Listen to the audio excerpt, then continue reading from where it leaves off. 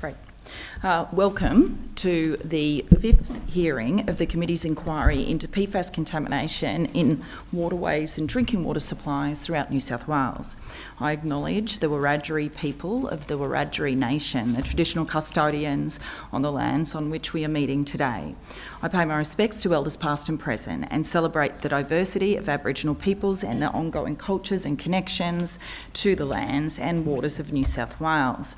I also acknowledge and pay my respects to any Aboriginal and Torres Strait Islander people joining us today. My name is Kate Fairman and I am Chair of the Committee. I ask everyone in the room to please turn their mobile phones to silent. Parliamentary privilege applies to witnesses in relation to the evidence they give today. However, it does not apply to what witnesses say outside of the hearing. I urge witnesses to be careful about making comments to the media or to others after completing their evidence. In addition, the Legislative Council has adopted rules to provide procedural fairness for inquiry participants. I encourage committee members and witnesses to be mindful of these procedures. So welcome and thank you for making the time to give evidence. Dr. McGurr, could you please state your name and position title and swear either an oath or affirmation, please? Does Joe's got to do that? No, you don't have to. You don't have to do that, Dr. Okay. McGurr. Thank so, you. in fact, let's kick things off straight away. I assume you've got a short opening statement for the committee. Thank you, Madam Chair. Thank you very much. My name's Dr. Joe McGurr and I'm the independent member for the New South Wales seat of Wagga Wagga. I want to begin by welcoming the committee members here today and thank you for travelling here for this hearing and also thank you for the opportunity to address the committee. I do appreciate the committee coming here after I invited you to come because of the importance of this issue to the community here.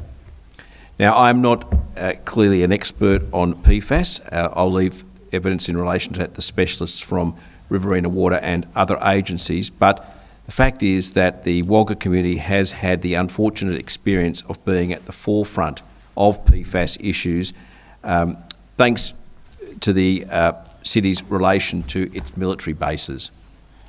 We have military base, the RAAF base at Forest Hill, and we have the Kapuka base on the west of the city, the Blamey Barracks near San Isidore, and both of those bases have been found to contain PFAS, which has been found in surrounding communities.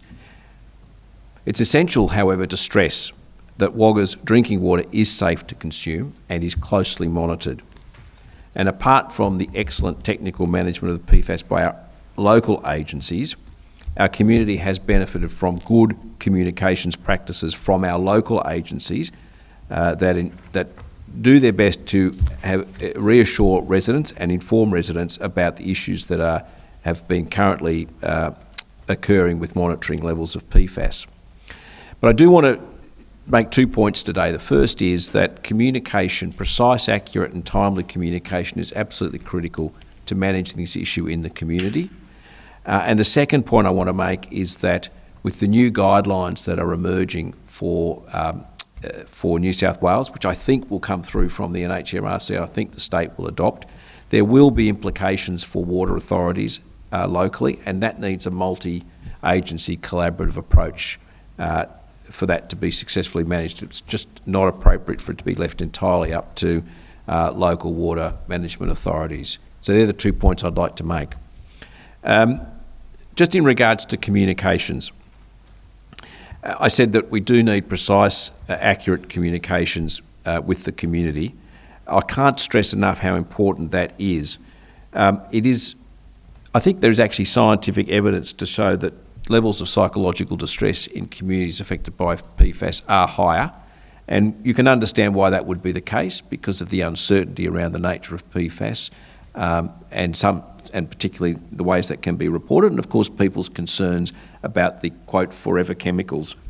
So the only way to combat that, because we do have the issue, is for the communication to be upfront and precise. And in recent years, I would say that the communication here has improved, so that the defence bases regularly have drop-in sessions and they've produced a wide range of material, which I'm sure the committee would have accessed, about what they've found in surrounding areas. I do want to make the point that I don't think that's always been the case. I've only been the MP since 2018, and this issue predates that, but for the RAAF base. But the information about PFAS at the Blamey Barracks, I think, dates after 2018. And can I just say, when it first came out, there was clearly a lot of concern in the community, and I am not entirely sure that the initial communications were as good as they could have been with the community. I do want to make the point that I believe that has improved in terms of the defence base, but I do still hear that Defence are slow to respond to individual communications. It is certainly a slow process, even as an MP, to receive responses from Defence. I think that's a reflection of the nature of how they operate and the high security environment that they are in. But I do think it's frustrating, particularly for landowners that are affected by PFAS contamination, who want answers and want constant reassurance and want to be treated with respect. And I think it's not a situation where this is deliberate, but I do think sometimes the bureaucracy in Defence can make those communications not as timely as they might be. And what goes with that, I think, is the fact that Defence itself is an organisation, and I may not be correct about this, but I just want to put this concept out there, that as a federal organisation and as Defence, they have their own, they can be exempt from state regulations and state approval processes, for example. And so that also creates some confusion in the minds of constituents when dealing with Defence. So for those reasons, I think it's important that Defence continue their pattern of informing the community, and I think that it's important that the community have as much information up front as they can. I guess the issue is that clearly PFAS has been found on those bases, the RAF base and the Kapooga Barracks. I understand those establishments have taken and are continuing to take action to remediate that, but from practices that occurred many decades ago, this is something that the community here is living with, and therefore going forward it's important that the community is kept informed of PFAS levels and of the actions being taken by agencies in a calm, considered way, and that responses to communications from the community are prompt and accurate. So that's communication. I do think, I just want to put a side note on that issue in terms of accurate communication. I think the committee would have received some submissions around concerns in relation to PFAS in renewable energy infrastructure. And people, understandably are concerned about perhaps the chemical coatings that are used on renewable infrastructure and solar factories, for examples, and there has been mention of PFAS chemicals in relation to that. It's not clear to me that the solar panels, for example, do have PFAS in them. From my research, it seems to be a different sort of chemical, not the chemicals that are associated with PFAS. And in fact, the danger is probably, if there is danger, and there may be danger from other elements in solar panels, is going to occur when they are recycled or come to the end of their life. But nevertheless, community remain concerned about those, and I think it is important that we continue to research those and that information about that is communicated to the community. It's not acceptable at all that infrastructure should, poison land or have an effect on communities in any way. The second thing that I would like to make a point about is the recent proposed changes to drinking water guidelines that the NH and MRC are proposing, and I understand the state government will implement later this year. Those guidelines lower what is acceptable in drinking water in terms of PFAS, and I think they are based on a reassessment of evidence in relation to lifetime risk of exposure. I'm not an expert, but that's my understanding it. I'm happy to be corrected if that's the case. In this region and some other regions in New South Wales, this will mean that some of the sources of water may be above these new, more stringent guidelines. We obviously want the water to be as safe as we possibly can be, but this is a risk that relates to lifetime risk, not immediate risk. And so I think it's appropriate to take a careful approach of managing it. You will hear later today from Riverina Water, who are grappling with this, and I want to commend Riverina Water on their excellent way that they have worked with local government, myself, federal member, as well as state government agencies in both getting an assessment of the problem and communicating with the community. But clearly going forward, they will face some challenges in relation to bore sources that might not meet the new stringent guidelines. And that will require, I just want to make the point that I think Riverina Water should be supported by government, state government agencies in tackling that. It may be that they will need some financial support. It may be that they will need in-kind technical support. But the key here is that they shouldn't be left on their own to manage this without that support being in place. They don't have control over their catchments, remember. In other words, they have responsibility for providing safe drinking water, but of course that water comes from a catchment source and they don't have control over their catchments.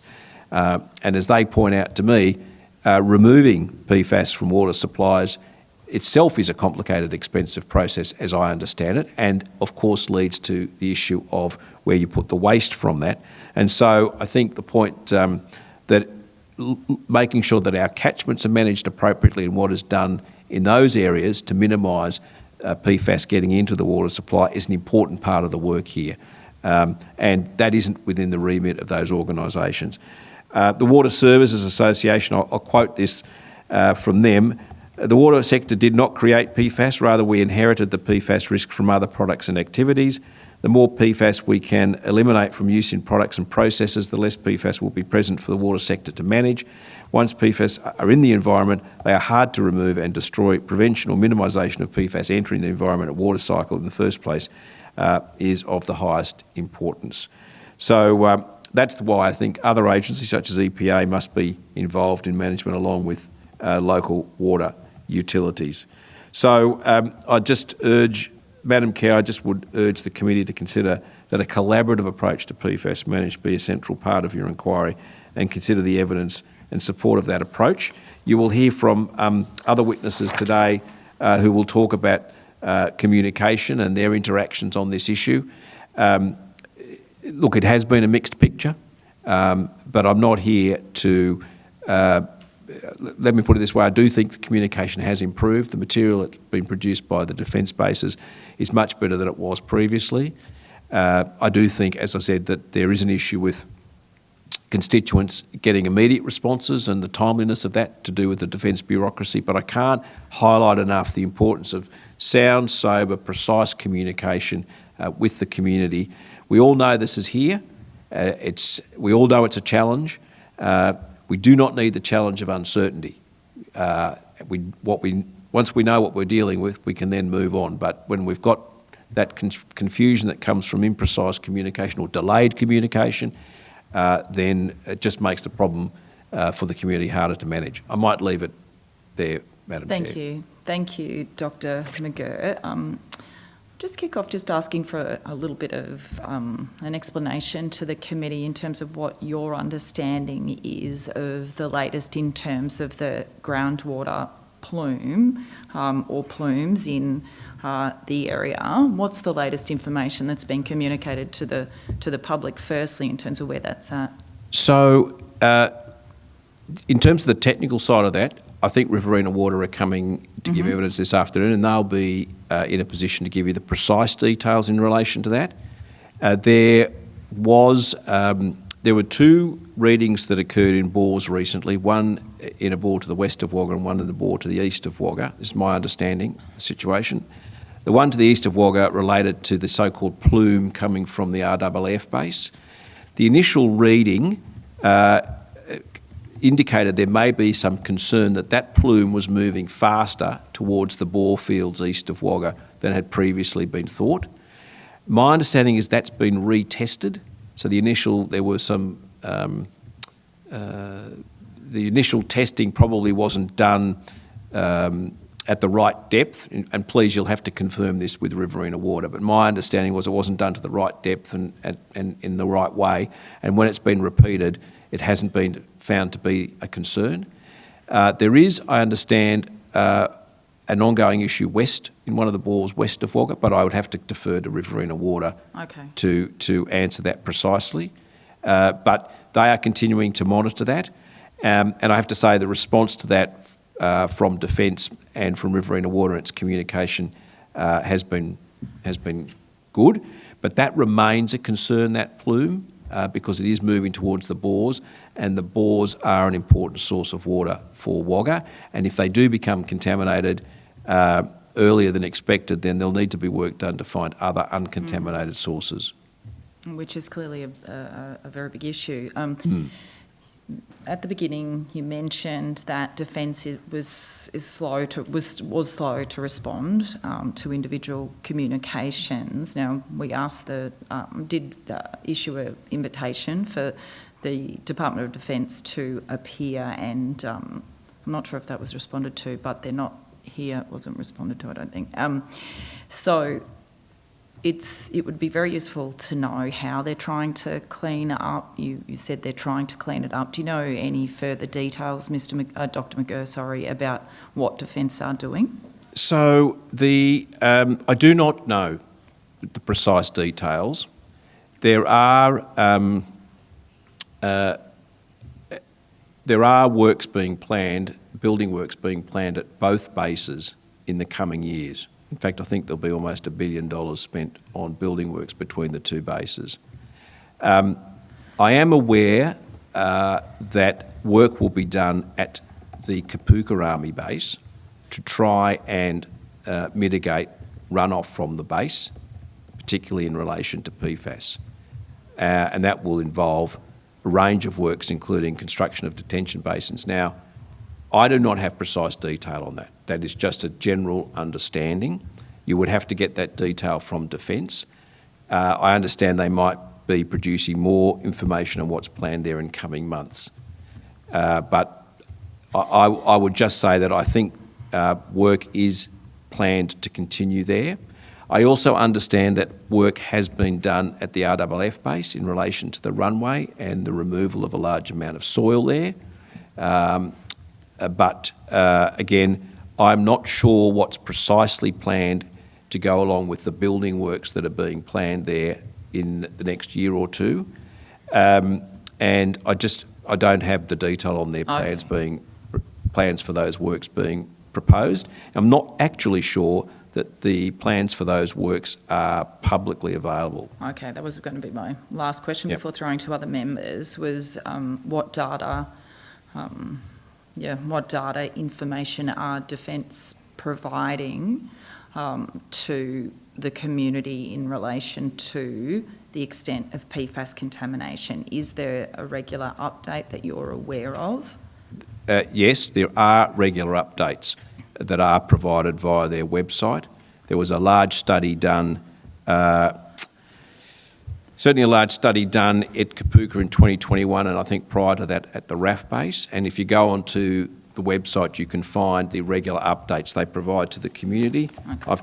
I've actually brought some along here. A fact sheet from the Blamey Barracks Kapooka, ongoing monitoring report. I've got one here, July to June 2023. Those are regularly updated. And they've had a number of community information sessions, and they provide, I think, quite readable, precise material.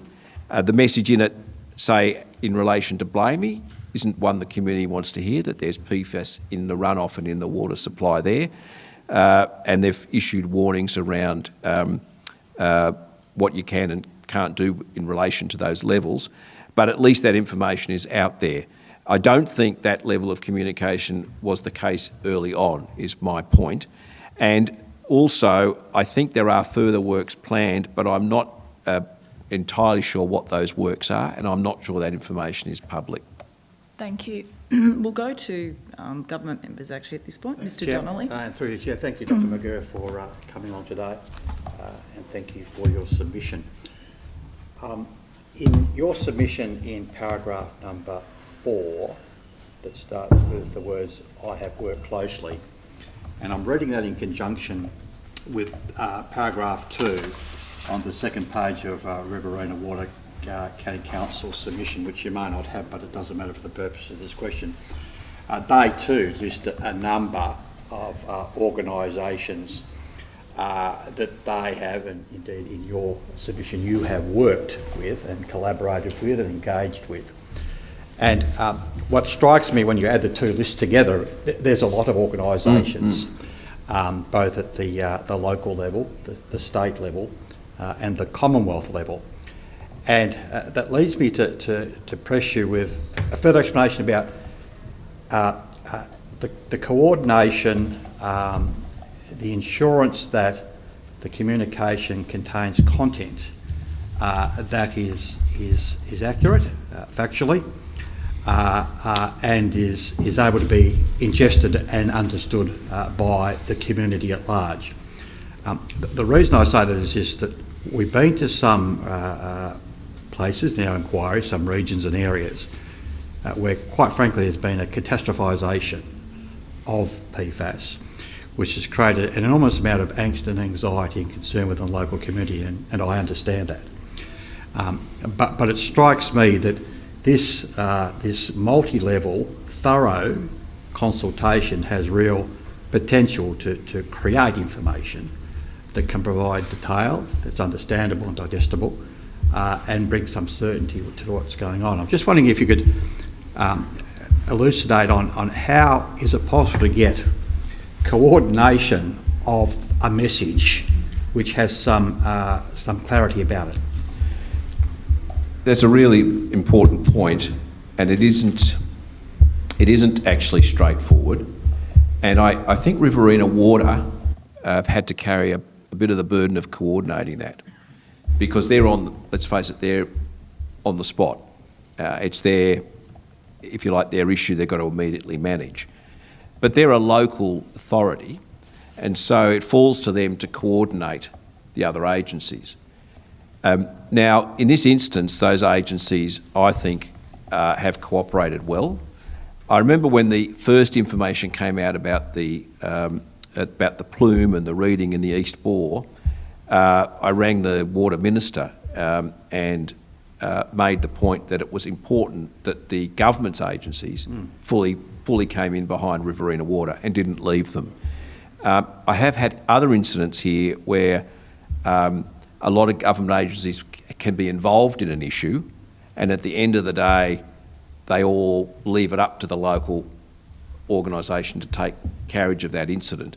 In this case, I was worried that that would happen again. I don't think that's happened this time, judging by the feedback that I've had, but of course you can speak to Riverina Water themselves. But as you can see, the list of organisations is quite extensive, and when it crosses from local government into state government, and then it involves agencies across, because you've got health involved as well as the EPA, as well as you've got numerous regulators in the water space, which is incredibly complicated in and of itself. You've got the catchment authorities, you've got the water sharing plans. Of course, all this runs into the Murrumbidgee, which is then part of Murray-Darling Basin. And then to complicate that matter further, you've got the defence bases, which are not only Commonwealth, but a special part of the Commonwealth in terms of they've got regulations that apply to them and exemptions that apply to them, I think. So it's important that there's a willingness of all those agencies to commit. The feedback that I've had is that Defence have been prepared to commit, do the work and action what they need to. That's good in terms of government agencies. I'm not sure my constituents would always feel they had the same responsiveness from Defence. I just make that point. And you'll have some submissions from some constituents who will talk about tardiness in the Defence response, particularly out at Kapooka. But in terms of the point you're making, the different agencies that are involved, I just can't emphasise how important it is that they are collaborating, and so that there's clear communication and a clear agreement on what action is going to be taken and who's going to take that action. The last thing you need is for different agencies to be communicating different things. That just leads to confusion. And then the other thing you don't want is for an action to be agreed and for that not to be followed through, again, that undermines confidence. So, look, what I've seen in terms of the communication and briefings that I've received, the response from the state government has indicated that people have recognised this as an important issue here and have done work on it. But I can't emphasise how important that is because the community continues to be concerned. Just one follow-up. It just strikes me as, because we've seen this as we've moved around and taken evidence, it's a very rare thing to be able to get that comity of information and coordination and thematically the same thing being said. I mean, it's almost a bit of a, I'm saying, a bit of a miracle to have this. It appears to be operating reasonably well here. I mean, is someone at the heart of this? Is it in fact Riverina Water, that they're the ones that we should be pressing for more detail about how they've been able to pull this off? Or? I think it's important to talk to Riverina Water about it. I think the couple of comments I'd make. First of all, I'm not going to say it's perfect. Please don't go away. No. And the community itself would not say it's perfect. Okay. Because of course it's news that worries everyone, number one. But I do think in relation to the recent issue, and this is the issue of the plume, okay, that's been coming, that there was a rapid recognition that was a significant issue, both by Riverina Water and by Defence and by the Minister Jackson, and that enabled the agencies to quickly come together. And I think there was a recognition that they needed to be very precise and upfront about the communication on that. And that's because we've lived through a decade of varying levels of communication, and people know how sensitive they are, how sensitive an issue is. So it's probably partly a reaction to the environment. But I commend all the agencies on their work so far, but as soon as I say that, someone is going to come up and say, well, no, they didn't do this and they didn't do that. So I certainly wouldn't want you to say it was perfect. From my point of view, the point I wanted to make to the committee is we've had this experience that getting the communication is a really important part of the dealing with the issue. Thank you. Thank you. Questions from Mrs. Aileen McDonald. Thank you, Dr. McGurr. I was just wondering if you could explain what were the key lessons learned in the Wagga Wagga response that could apply to other PFAS affected communities? I think, from my point of view, I think having the government act quickly through a single point, in this case it was the Water Minister, to make sure that the other parts of government, as well as all the water agencies, are on board and they have a role to support. That direction's important. I'm not saying they wouldn't do it otherwise, but I think that leadership's important. And then I also think it's important that Defence come in actively and recognise the importance of managing it proactively and work with those agencies and share information and collaboration. Again, I'm not saying that doesn't happen in the past, but Defence is an organisation that has its own bureaucracy, its own legitimate security concerns, its own protocols around communication, and sometimes that can hinder effective, good communication if there's not the right leadership shown. Yeah, okay. And so in going with the multi-agency collaboration, do you think the community trust was maintained throughout the process because of you know, I guess you say single source of truth? Yes, I would agree with that. I think it is important you agree on a single source of truth, as you said, a spokesperson, and that information is as accurate as possible. It's provided in a timely way, and it's provided soberly and clearly. I guess we're at a point now where we know that PFAS could be an issue, so people know to be alerted about it. What they want to know is what are the levels, what are we doing about it, what's the future? And I think, having that single source of truth, as you put it, is an important part of that communication. But it has got to be, it's got to be credible, and it's got to be considered. And you also mentioned the Minister coming in very early and providing clear advice, was that backed up with practical support? I believe so, but you'd have to clarify that with Riverina Water. It appeared to me that that was the case, and the feedback I had from Riverina Water was that the agencies did collaborate well and with the local government. But I would just ask you to get the detail on that from Riverina Water rather than me. I wasn't, in the operational meetings and so on. And sort of now that we're at this stage, you've had the PFAS since, say, 2017. What gaps do you, or are there any gaps in the management of PFAS in the region, and particularly, say, with defence accountability or state agency responsiveness? I think this is a situation where we will need to be vigilant going forward, because we've got, despite work that's already been done, there's clearly a plume related to the RAF base, and there's clearly runoff still to do with the Kapooka Army base. We're all in a situation here, even the scientists, of knowing some things about this but not knowing everything about it. So it is going to be one of those situations of needing to monitor the situation. The concerns, I think, are obviously, as far as Wagga's concerned, is whether the plumes will affect the water supply going forward. But we won't know that till we monitor the plume and the concentrations and so on. What is important is, along with the monitoring, that the defence bases continue to take action to mitigate runoff from their sources of PFAS, both the RAF base and Kapooka. And with the building works that are being done, I would hope that further work is being done to mitigate runoff, and that the building works themselves won't be associated with a worsening runoff. Thank you. Thank you, Mr. Scott Barrett. Thanks, Dr. McGirt. How many landholders, you talked earlier about affected landholders before, how many of them are there, and would there be the option, should we or could we, being someone, be looking at perhaps buying up some of that land to make the management easier and the impacts less? So I think as far as the RAF base is concerned, I understand there's been a class action that's been settled with a number of people affected there.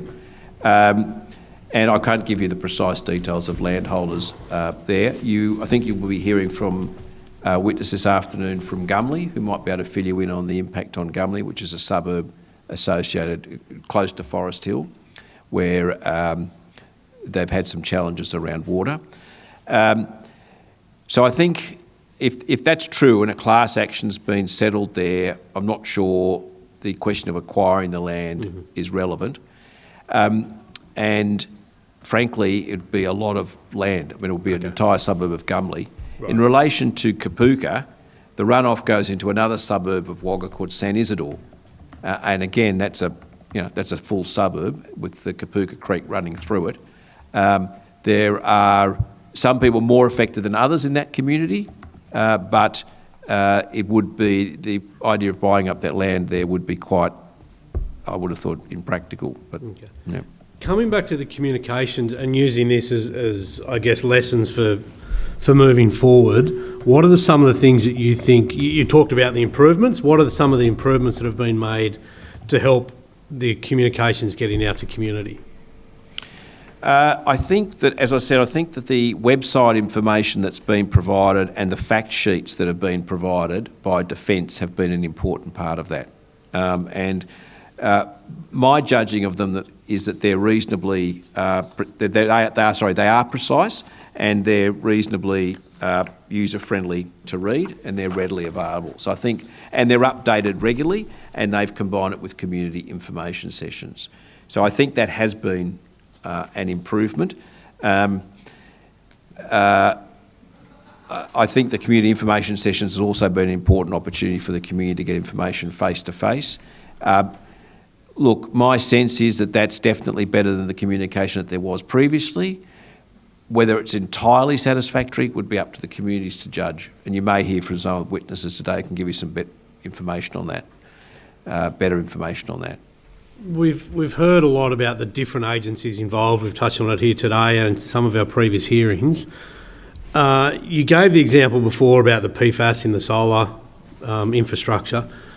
To get that information out, who is the best organisation to do that? And I don't mean who's the best at doing it, I mean who does the community want to hear from to give them that sense of safety, that the assurance that they're getting the right information? So this is in relation to concerns around renewable energy infrastructure? Sorry, the communication more broadly. There's a number of organisations involved in this.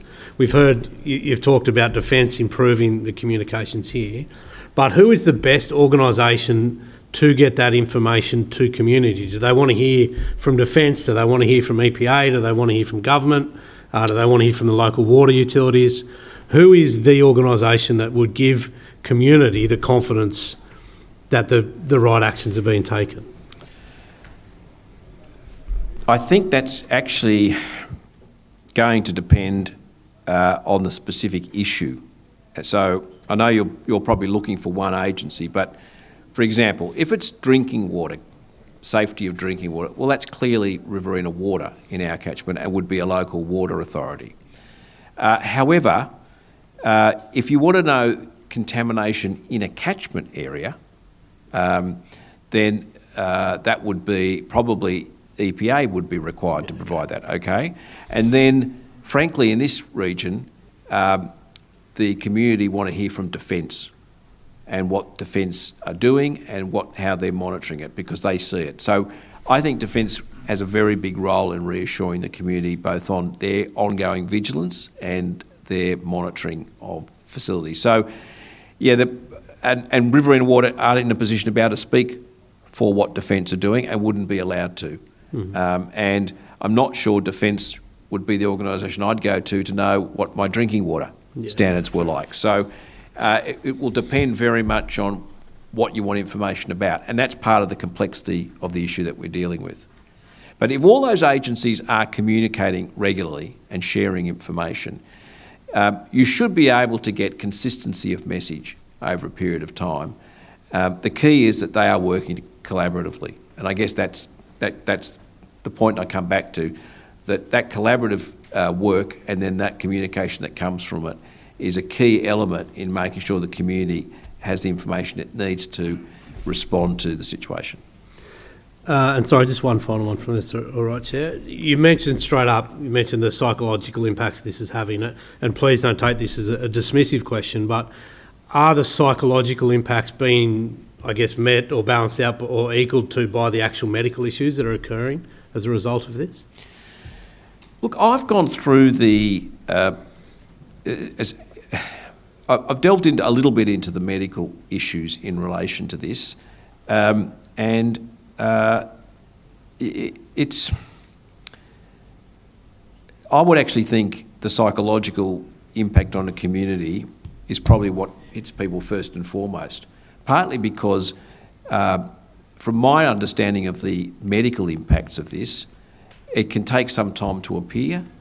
It can be not straightforward in terms of immune function, for example, or kidney function or uric acid function. I suspect for any one individual there might be a range of factors in addition to PFAS that might impact on their health immediately. So I think what people experience is the psychological impact of hearing that there's PFAS or that the PFAS levels are high. That's my sense of it. I'm not dismissing the medical claims at all. Clearly there's a lot of research on that.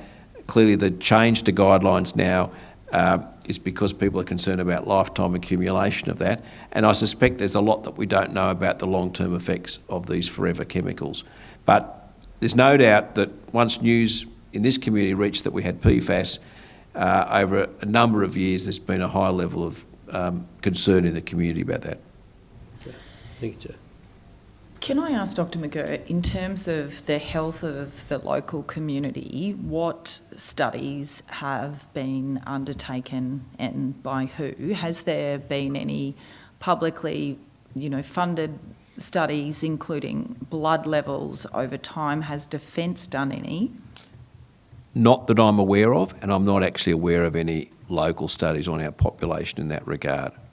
Okay, because with the ANU study that the government kind of quotes a decent amount of time on this, I think with their PFAS impacted communities, it was Williamtown was one of them. Wreck Bay, I think, was another. So Wagga hasn't... Not that I'm aware of. Yeah, not that I'm aware of. are there people in the local community who are asking that? Again, not that I'm aware of. Okay. Can I just check if there's any other questions? I think I have one more here if I...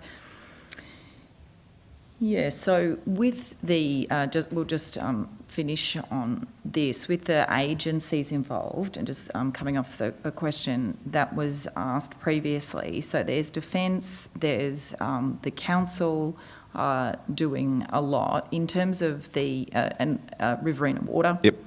Of course, government agencies and recommendations is obviously a state parliament committee. Which government agencies are involved, do you know? Is there like a committee, working group? Look, the precise agencies, I think Riverina Water, again, you might ask them for the precise details.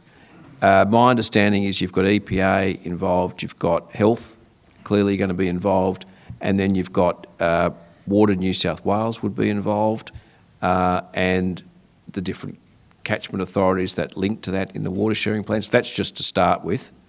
Obviously Riverina Water, and you've got local government, and then you've got Defence. Okay. That's what comes to mind straight away.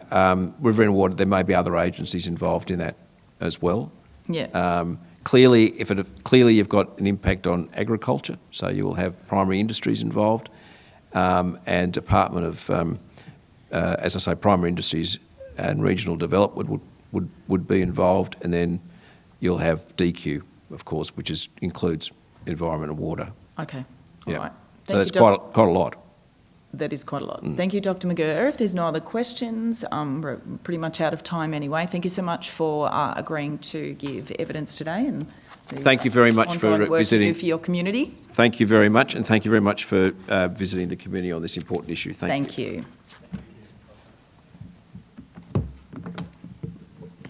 We'll call our next witness, Mr. Hughes.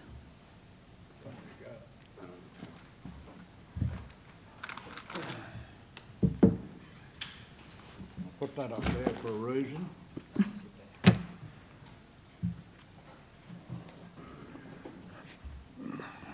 Got it. So you got that? Okay. You want to do the oath now? Yep, just one moment and we'll kick off. So I'll guide you through it, Mr. Yeah, Hughes. I'll get organised first, then I'll Okay. give you the oath. Yep.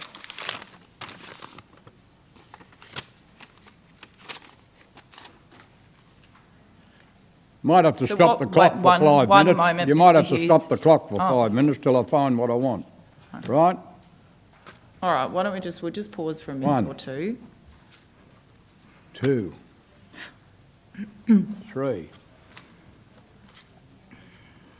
I'm pretty well sorted, but anyway, you can have a look at what's going on.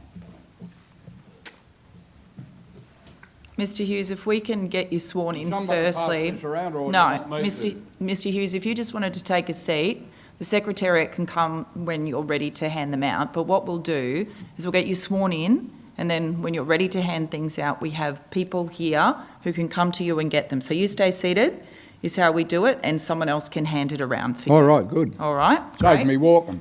Yep, save you walking, save you getting up. All right, let's. Right, my name's so- Thomas Arthur Hughes. Now, Mr. Hughes, the way we do this is you say that you've got the paper in front of you to swear an oath. This one, right, That's it. okay. If you could read that out, please. I swear the evidence now about to be given by me shall be the truth, the whole truth, and nothing but the truth, so help me God. Thank you very much. All right, now, you've got an opportunity to make a statement for the committee. The floor is yours. Well, in that bag there, for a start, there's 6 years of information. Some of it is by freedom of information, a lot of it is from Melissa Price, Richard Miles, Mr Thistlethwaite, Michael McCormack, and also gentleman Dr Joe McGurk. 6 years. And $800 million later, here we are, 800 million plus, here we are again. There's been 5 Jacobs Company meetings in Wagga, Wodonga and Albury in relation to your drinking water and the creek water and the dam water. 5. Each one of them cost approximately $172,033. Shine Lawyers in 2020 paid out $212 million. Shine Lawyers. Oh, at that time, the Honourable Michael McCormack was the Deputy Prime Minister and member for Riverina, representing Wagga. Oh, it is here. This is Wagga, where he is. Right? 2024, there was $224 million paid out to Shine Lawyers by the same Department of Defence, I know, by all you people sitting here and me. Taxes, $220 million paid out to Riverston, Richmond, Wagga RAF Base, Albury Wodonga Army Base and Air Force bases in Victoria, right? But when they flew over the RAF Base out at Wagga, they forgot about Blamey Barracks out here, one of the biggest army camps in New South Wales and one of the most highly polluted with PFAS and a million other things mixed together. And I only live approximately 1 kilometre from the boundary of the army base. I'm the second house from the army base. I'm the one to the third dam in our property, a 5-acre block. I'm the third dam. Polluted with PFAS and God knows what else. All the carp fish, when we bought the property where we are, 1k from Blamey Barracks, you could go down and rake carp fish out of the dam with a garden rake. You could put a yabby net in and catch a nice feed of yabbies. Well, they're all dead. You can come and have a look. I don't tell lies and I don't talk BS. If you know what BS is, well, that's it, right? You get it straight from here, not from all this. But anyway. But we've got people in Wagga. That's just a brief outline of what where the money's going, right? I would say it's up to over $1 billion, if you want to put it all together. Because in that bag and here, there's Freedom of Information, the full book there from Jacobs, the first people that done the investigation for the PFAS at the RAF base and the Blamey Barracks, which is Kapuka, right? It shows on the east of Wagga, you've got 2 creeks, Kiamba Creek and Marshall's Creek, to the east, remember that. To the west of Wagga, you've got Kapuka Creek, which runs through my back of our little property, right? 5 acres. Beyond that, you've got Sandy Creek, right? Well, here in the middle, right in the middle, what do you reckon's there? What do you reckon runs along the middle of back of Wagga here? The Murrumbidgee River. But there are highly paid council employees and waterworks employees that will say to the public of Wagga, like Dr. Joe says with his freedom of information, he's pretty bloody right, excuse the English, because everyone you talk to, Peter Thompson, the CEO of the Wagga City Council, if you don't believe what I'm saying, it's all here in letters. You wouldn't have time to read them, otherwise I'll be here all day. Peter Thompson, the CEO of the Wagga City Council, I wrote a letter to Dr. Joe, to the Wagga City Council, inquiring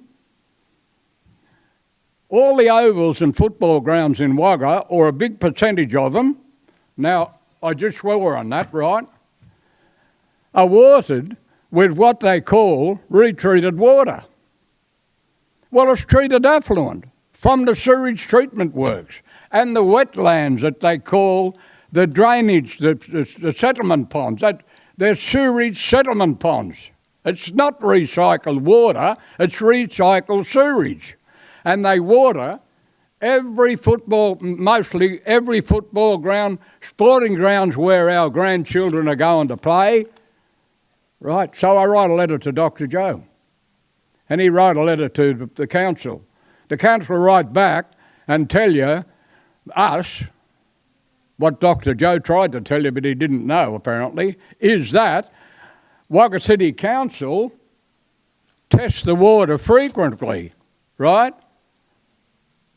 Well, Wagga City Council and Wagga Waterworks have no equipment whatsoever to separate PFAS from your drinking water or the water they water in all these football grounds with. Blamey Barracks out here to the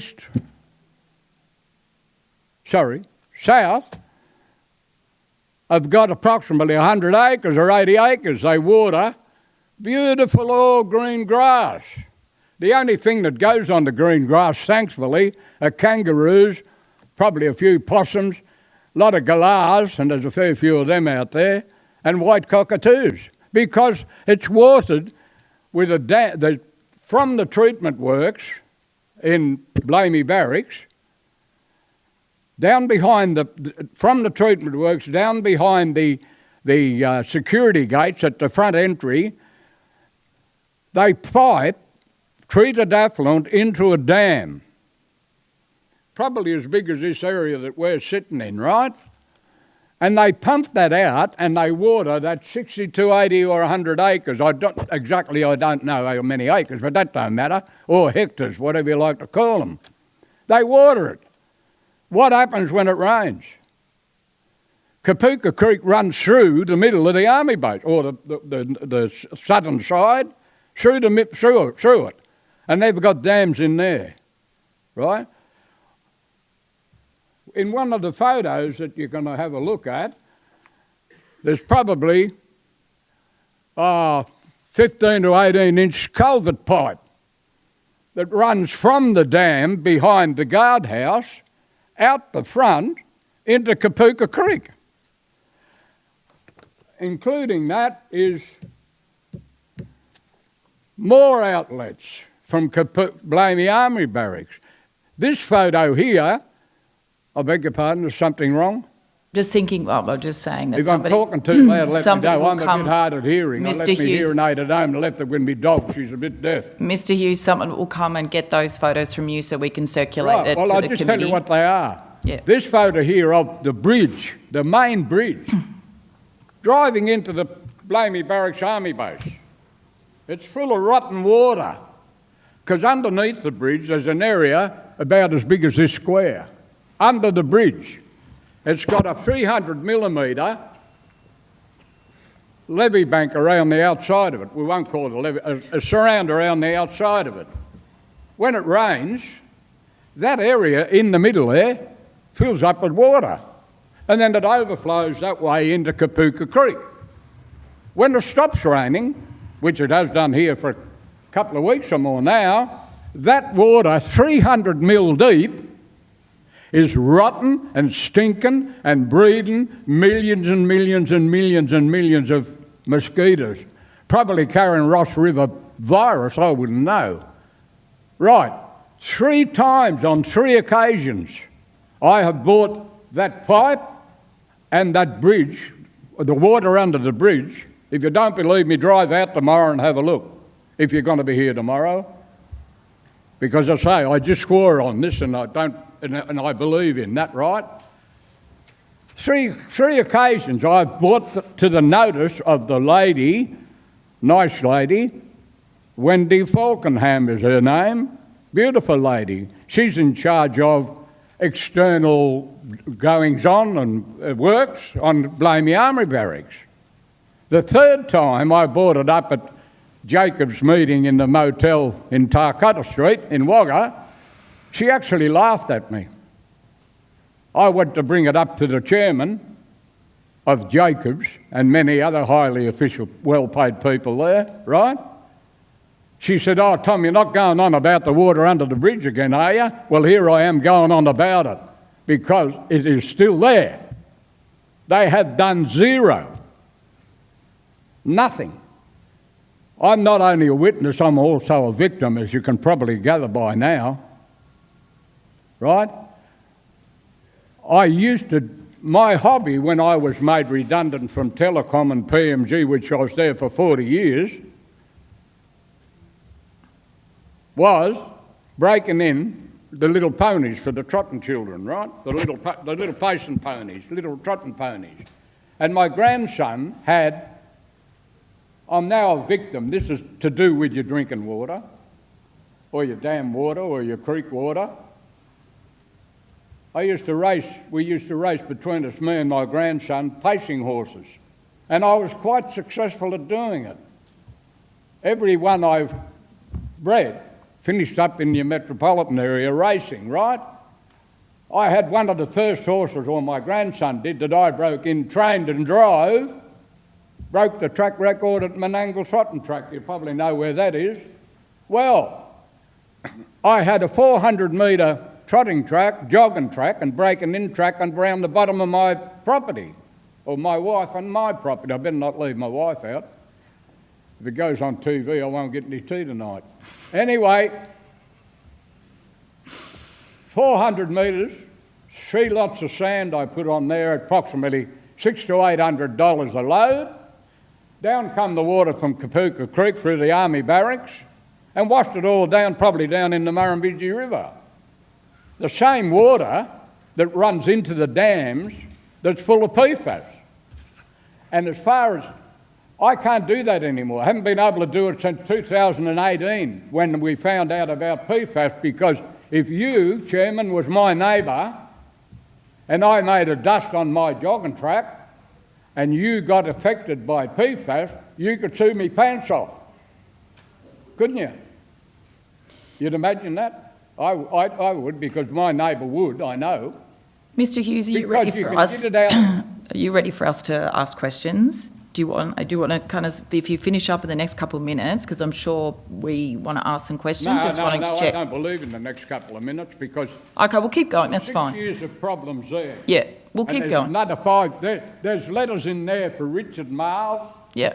Melissa Price, Mr. Thistlethwaite, who got up out at the motel in Tarcutta Street, threw his arms up on the platform, the stage, and said, "I apologise to the people of Wagga for the trauma and anxiety that this PFAS is doing." In November 2024, Commonwealth, federal government asked us for a submission. I put one in for 3 pages, probably could have used 6, but I done it with 3, right? What did Mr. Thistlethwaite do with the, what did Mr. Thistlethwaite do with the submission? I'll tell you what he done. He got another consultant, Dr. So-and-so of Who Flung Dung, or whatever his name was, from AO. Righto, I respect him. That consultant handed back the submissions closed in December 2024. I imagine I wasn't the only one that put it in. The consultant handed the submission, there's letters there to tell you, handed the submission back to Mr. Thistlethwaite, who wrote me a letter through Michael McCormick and said, "We've received your submission. Thank you very much for writing your submission. We've received it from the doctor, whatever his name was. This will help the government in future decisions." Well, big deal, because I haven't made any, because my soil, my dams were tested in 2018. There has not been one defence person or a consultant person knock on my front door for permission to come on my wife and I's property to do any further testing, and yet, as Dr. Joe said, oh, we're having an ongoing, whatever the word is, ongoing investigation into PFAS. What about PFAS? PFAS is more dangerous than PFAS. We're all talking about PFAS. PFAS is more dangerous than PFAS. Here, in the letter here, briefly, there's a letter here that if you like, it's in the newspaper, that one. That in 2022, Visiboard at Tumut released some poisons or chemicals, not poison, I don't know whether they're poison or not, chemicals into the creek at Tumut. Well, what did the EPA do? Visiboard could have been fined $4 million. Righto, here we have PFAS in my property and 19 other properties along Kapuka Creek from Blamey Barracks, all our dams. We cannot water our vegetables and eat them. We cannot raise chooks and eat their eggs. The lady next door to me, Cheryl Borkill, sold her house 6 months or 7 or 8 months ago, maybe, right? The house was worth about $2.5 million.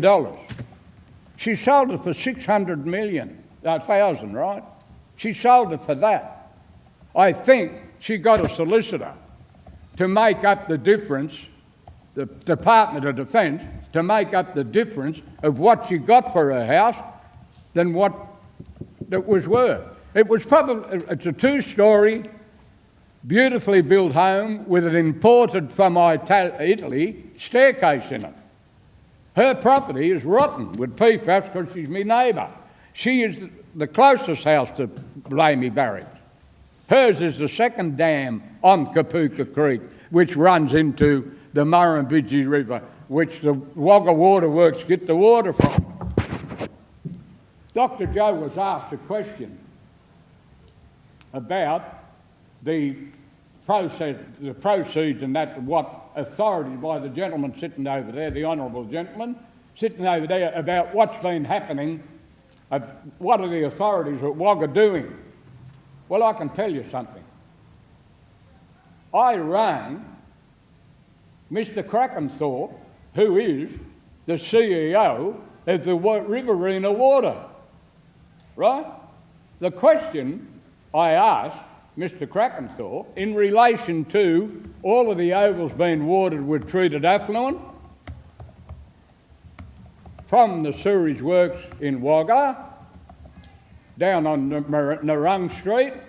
I asked Mr. Krakenthorpe on the phone, mate, I got one question to ask you. I said, can you tell me, is the Wagga sewer contaminated with PFAS? He said, oh, I'm sorry, Tom, I don't know. I just swore on that, and that is the truth, the whole truth, and nothing but the truth. I have spoken to the EPA. You asked Mr. McGurk, Dr. Joe, Honourable Dr. Joe, good bloke, gets off his rear end and does things for people. I asked Dr. Joe about the EPA, so I got their phone number and I rang them up. Do you people realise that the EPA, the Environment Protection Authority, has no authority over the Department of Defence?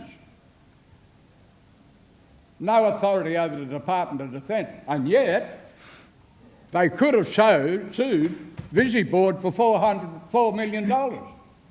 But the people along the valley in San Isidore, 20 of us, haven't got 40 bloody cents, let alone $4 million, and yet people at Gumley that are adjacent to the Wagga Rock base, there's 2 cattle breeders out there. One is Blake's. Blake's are cattle agents and cattle sellers, right? Hartwigs are the other property owners on the other side of the highway going out to the airport, where you'll probably go to catch your plane home, right? They're both cattle breeders. Marshall's Creek's out that way, and their cattle probably water from them, and they're probably being sold out at the Wagga abattoirs, contaminated with PFAS, Roundup, and whatever else you like. A gentleman opposite Blamey Barracks out here, Kapuka, had approximately 30 head of Hereford cattle, breeding cows, on Kapuka Army Base, Blamey Barracks Army Base, right? In one of the reports in there, Kapuka Creek on the Blamey Barracks is skull and crossbones. It's poison. So he moved his cattle across the road to his property. Well, guess what? The same creek that comes through Blamey Barracks feeds his dams, breeding cattle with calves that are probably sold out at Bowman cattle sales. And you're worried about the water? East Wagga Water Board. West Wagga, one of the bores is Dr. Joe.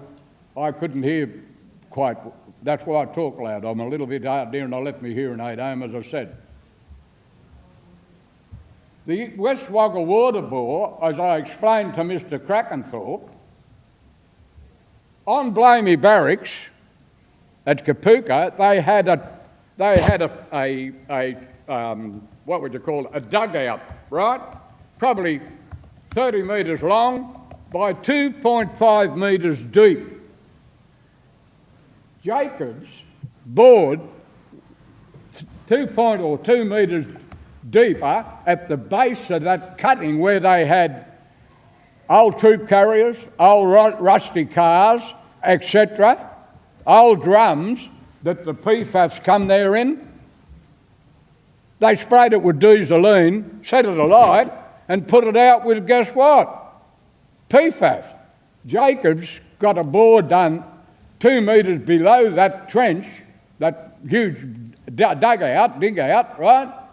And found that there's PFAS in the aquifer.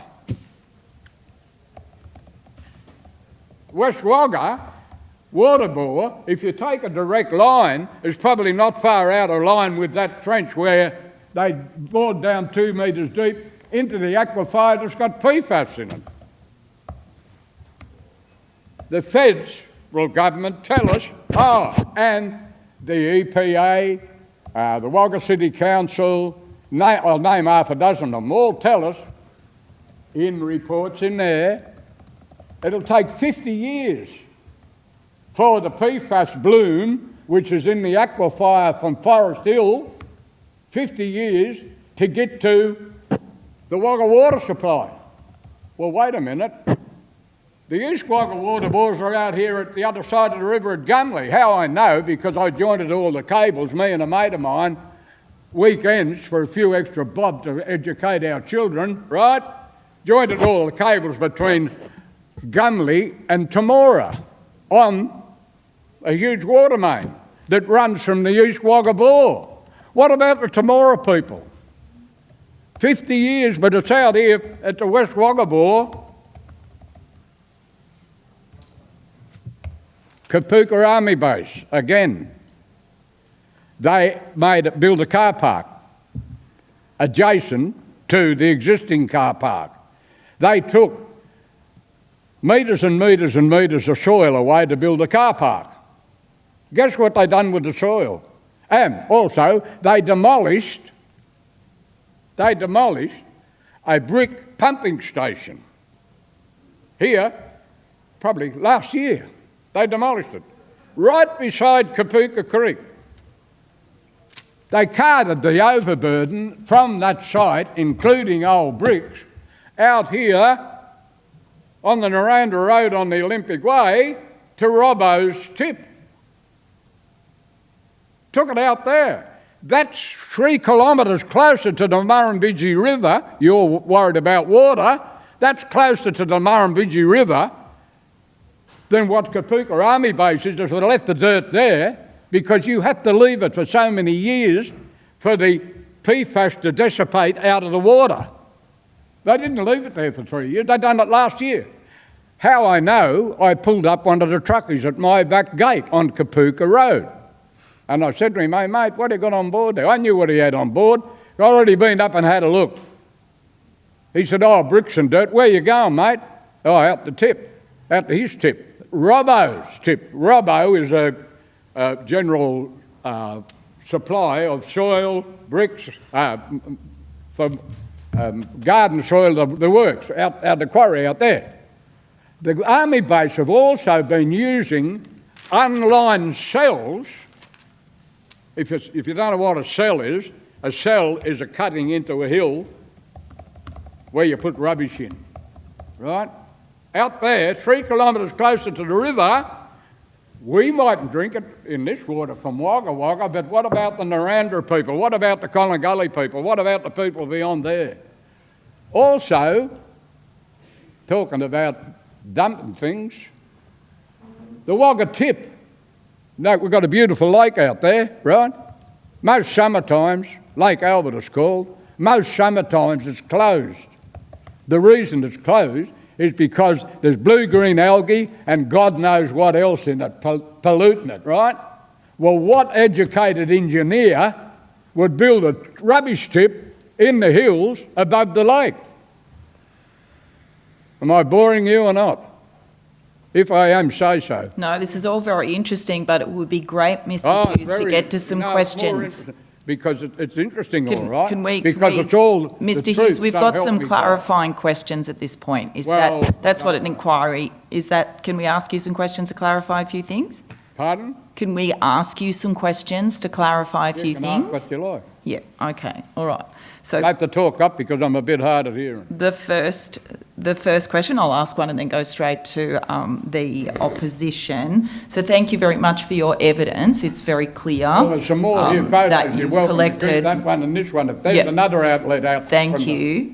Mr. Hughes, I just wanted to ask, because just a few things that you were saying. So with the yabbies, you said the yabbies are all dead in the dam that you talked about. What time, do you know, like what year roughly did this all start happening when you noticed changes in the water on your property? Well, I'll be brief if I can, but I'm not used to being brief. Please. I've been in San Isidore, which is a village 7 kilometres from the CBD. 7 kilometres. We're treated like we're the leprosy squad. You reckon we're 700 kilometres by the Wagga City Council. We have no infrastructure. We have no street lighting. 4 years ago, we were getting the sewer on to stop this pollution with septic tanks, etc. It's in relevance to your question, right? This month, we're getting the sewer on. They had 4 or 5 meetings at San Isidore, Wagga City Council, in relation to the sewer. All right, you're getting it by December, at the end of the year. I think that was about March or April.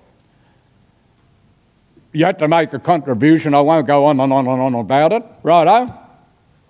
Everybody, other than a couple of older people at San Isidore, disagreed to having the sewer. Reason is, the developers will move in out here, righto. November, or 1 month, there's letters here too. Or at home, the council letters, because I didn't think it involved this, but it does. In November, the same year, we get another flyer in the letterbox. Our council are having a meeting in relation to the sewer, but the previous village meeting to that at the church hall, the mayor and half a dozen councillors were there, right? We were going to have the sewer by December. Well, next month, the flyer comes round the letterbox, council are having a meeting Monday night to decide whether sewer goes on at San Isidore. Oh, by the way, they got 1.43 million off the state government, I think it was the state, for the project. 1.43 million was still left in the kitty because they'd already done Ladysmith, Colin Gully, which are villages outside Wagga. They already had their sewer on out of a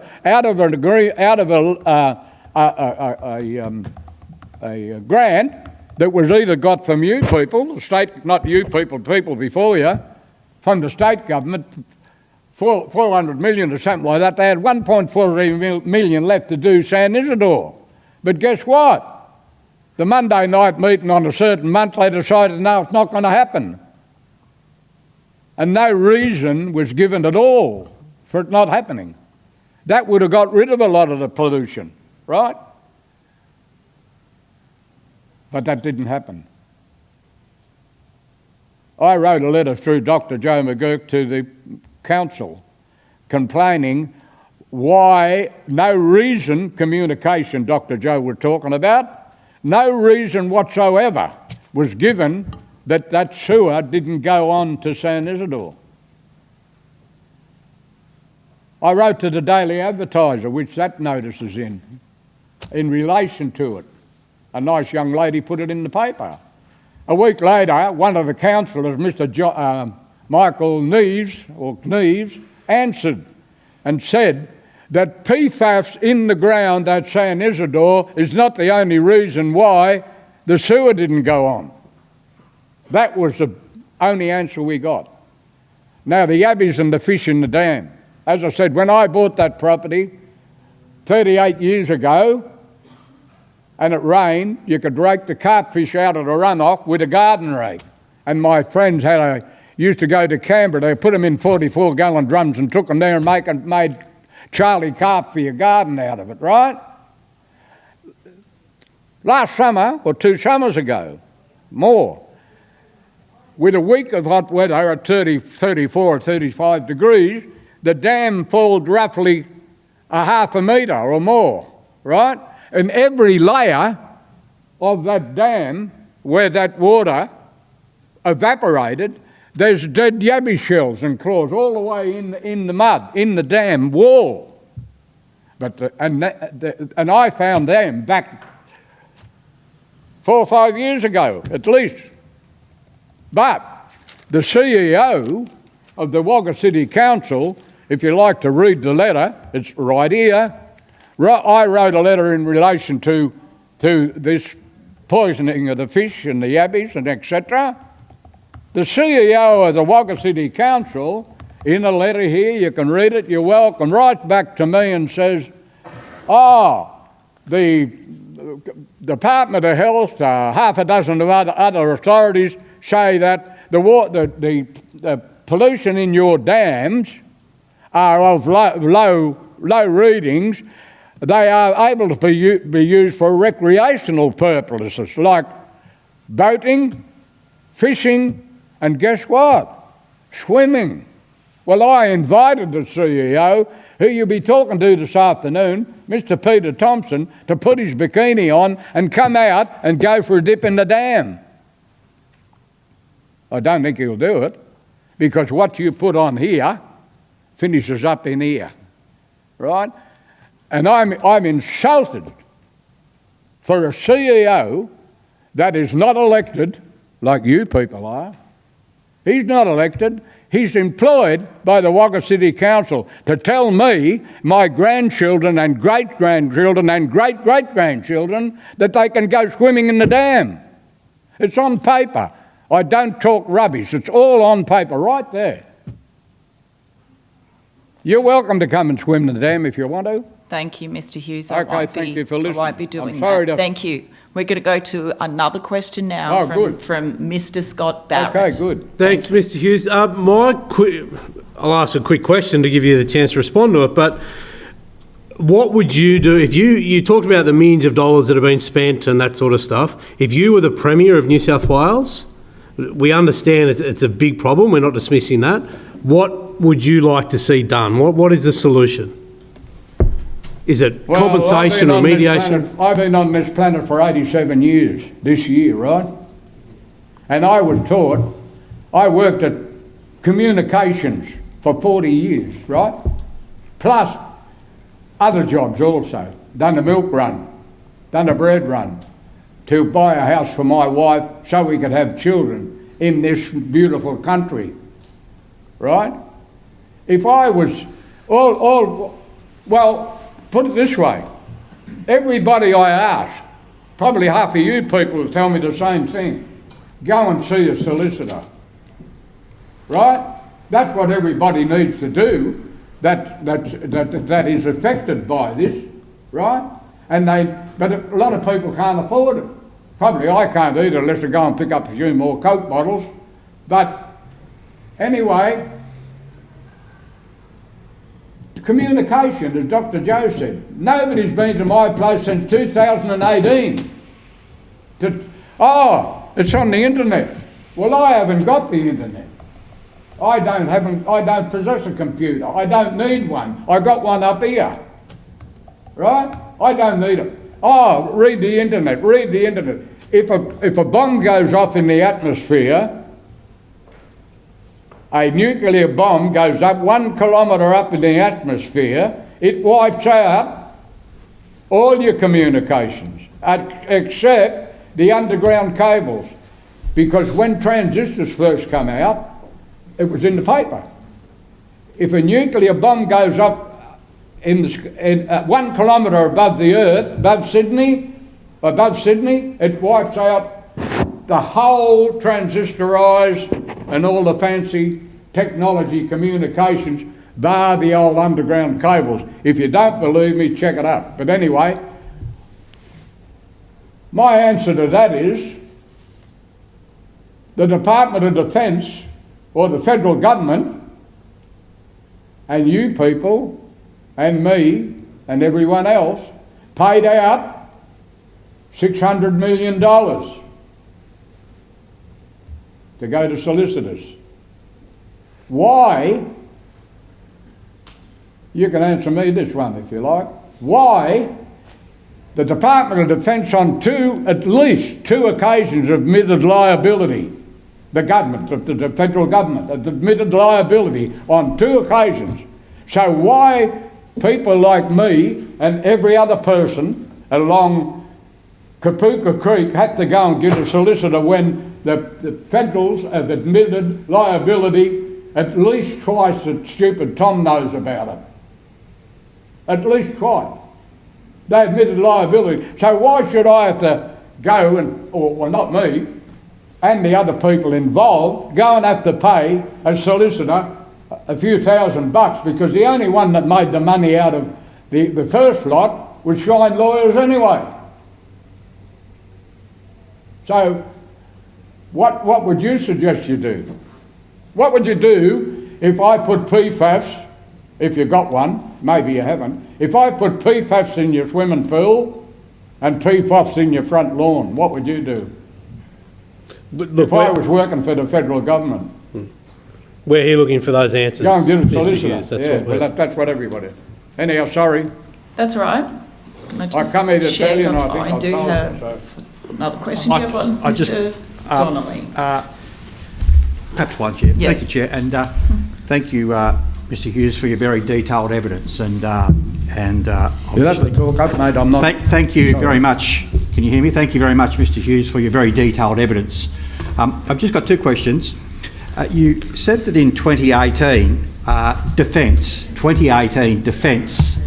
tested your site, your property. Is that correct?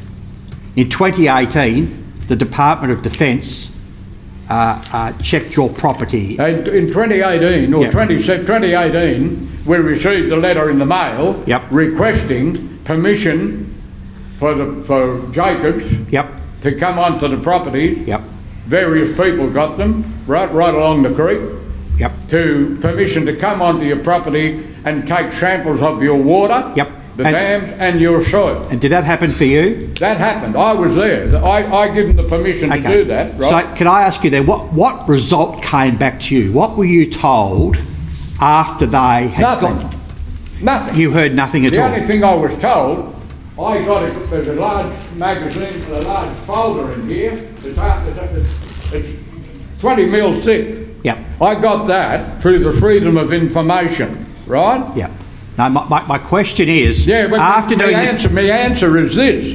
That told me that there's PFAS in my dam and PFAS in my soil. That's how I found out. Okay. Nobody come and knocked on the door and said, oh, Mr. Hughes, we want to do some more testing because we've proven there's PFAS in your dam, there's PFAS in your soil, because I was there when the young lady took the samples. She took half that amount of water out of the dam and she scraped up a bit of soil in a bare patch into a plastic bag. That in 2018, that's the only thing I've seen, the only thing I've heard. Oh, it's all on the computer. Well, I ain't got a computer, sorry, and I probably never need one. But that's the answer to the question. No communication, only, oh, we're having an ongoing monitoring. Yeah, they put down boards, but there's been nobody back to communicate with the 20 people. Well, a lot of them don't want to be communicated with, I've got to say this. I went around all the people affected along the creek. Yep. Half of them do not want to divulge that there is PFAS in their dam and on their property because, oh, if I sell my house, I'm going to lose the value of the house. Yep. Well, that's their prerogative. They can do that, right? But there is PFAS there. My next door neighbour, who bought the house in July 2022, wasn't told that there was PFAS in his dam and PFAS everywhere, and he is adjoining almost the army base, right? He bought the $600,000 house that's worth $1.5 million, right? I said, mate, were you told about the PFAS on your property? He said, oh, no, Tom, there's none here. I said, well, I got news for you because I had a letter from the previous owner that had it privately tested, Yep. right? I had got it somewhere, probably in here. I had a letter from Mrs. Borkhill, who owned this two-storey house, that her hens, eggs, some of the chickens had 4 legs and 2 heads in their hen eggs. That's in writing. It's not me thinking, it's in writing, right? The fruit tree, because the previous owner, Mrs. Borkhill, was Gino Boetto and his wife, 2 lovely people. They're now up here with God, right? They're fruit trees, they're veggies, they're chooks. They got rid of them. All they're on a report is the address, if you want to know. Everything in that property, fruit, veggies, chooks, were polluted. He told me that it was his name, right?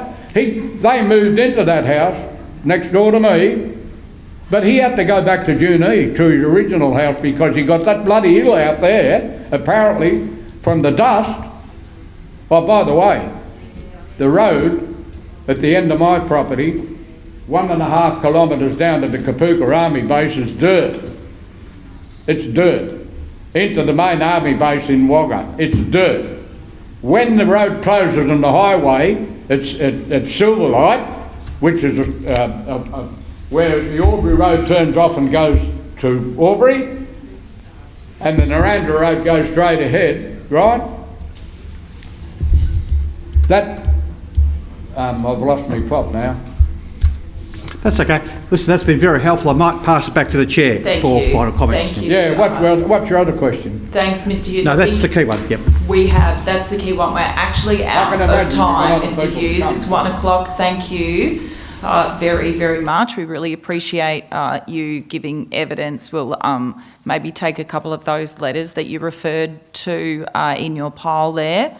I'll come and talk to you afterwards in terms of handing some of those in if you want to, so we can have a look at those, and we'll be in touch if there's any further questions. Thank you so much. We really appreciate you giving your evidence today.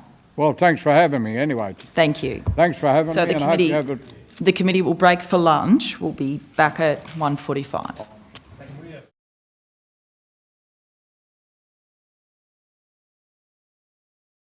Okay, welcome back, and we will now commence with our afternoon session. So we'll start obviously with you, Ms. Argus, and we'll get you to state your name, any position title or the purpose for which you're here, and have you got the words in front of you for an oath or affirmation? Great.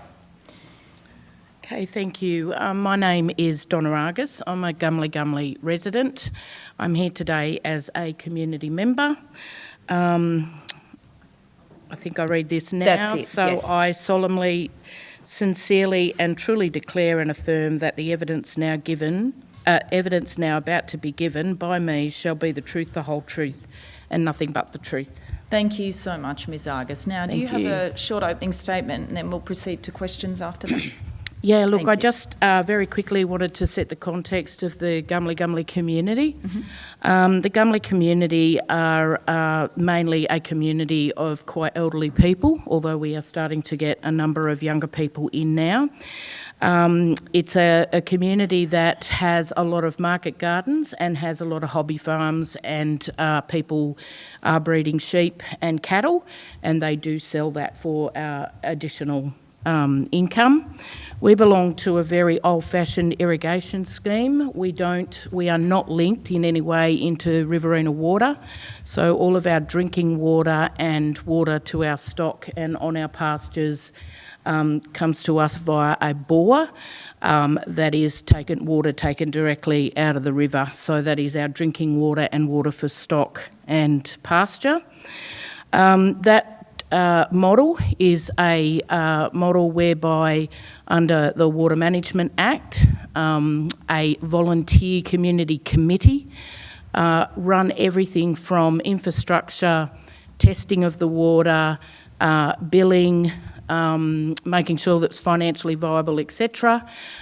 So it's a very, I just think it's important for me to be able to give you that context. The other thing is we have no mail delivery in Gumley. I know we're situated between the CBD and the airport, and the postie drives past us on a regular basis. We have to go to the shop to collect our mail. So that I just wanted to set that context because by your terms of reference, I think those details are important. Thank you. So, Ms. Argus, was that the end of your statement? Sorry, or have you got... No, it was just... the context. Okay, sorry, continue. Just wanted to give context. So you've now got a statement. Yeah. So look, essentially I have a great concern. I hope I'm not wasting anybody's time here. We have been told that our water doesn't have significant amounts of PFAS for us to worry about. However, my neighbours, 3 of them, recently received in excess of $100,000 each compensation because of PFAS.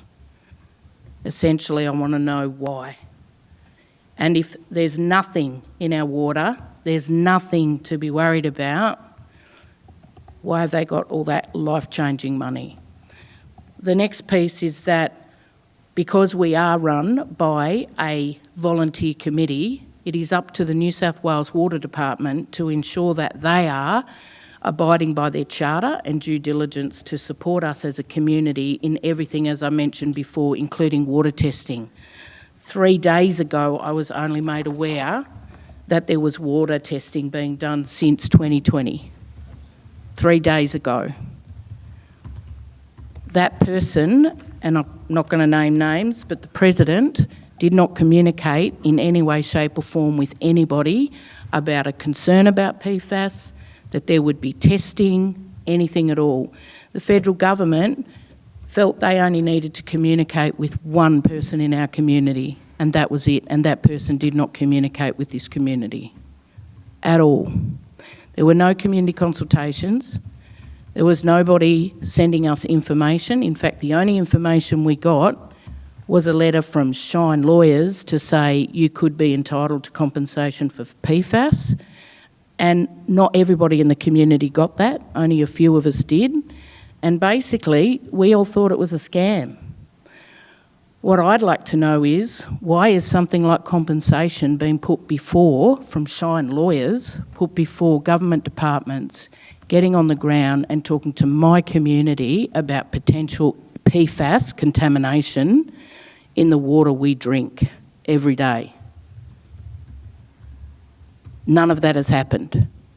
We've had no federal or state government representative come anywhere near us, write to us, tell us anything. Just a letter from Shine Lawyers to say, oh, you might get compensation. We then heard on the news that there is no PFAS in our water. We then had to knock on the door to this president and say, what's going on? Nothing to see here, don't worry about it.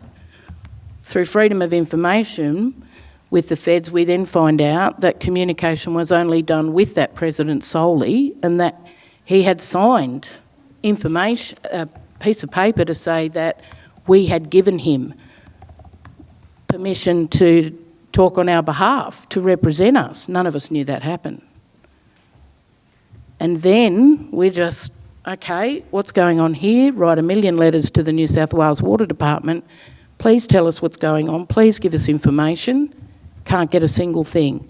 So the feds write to us and say, well, basically, nothing to see here. We've talked to your president of this volunteer community committee. We've done our due diligence. Too bad, too sad, moving on.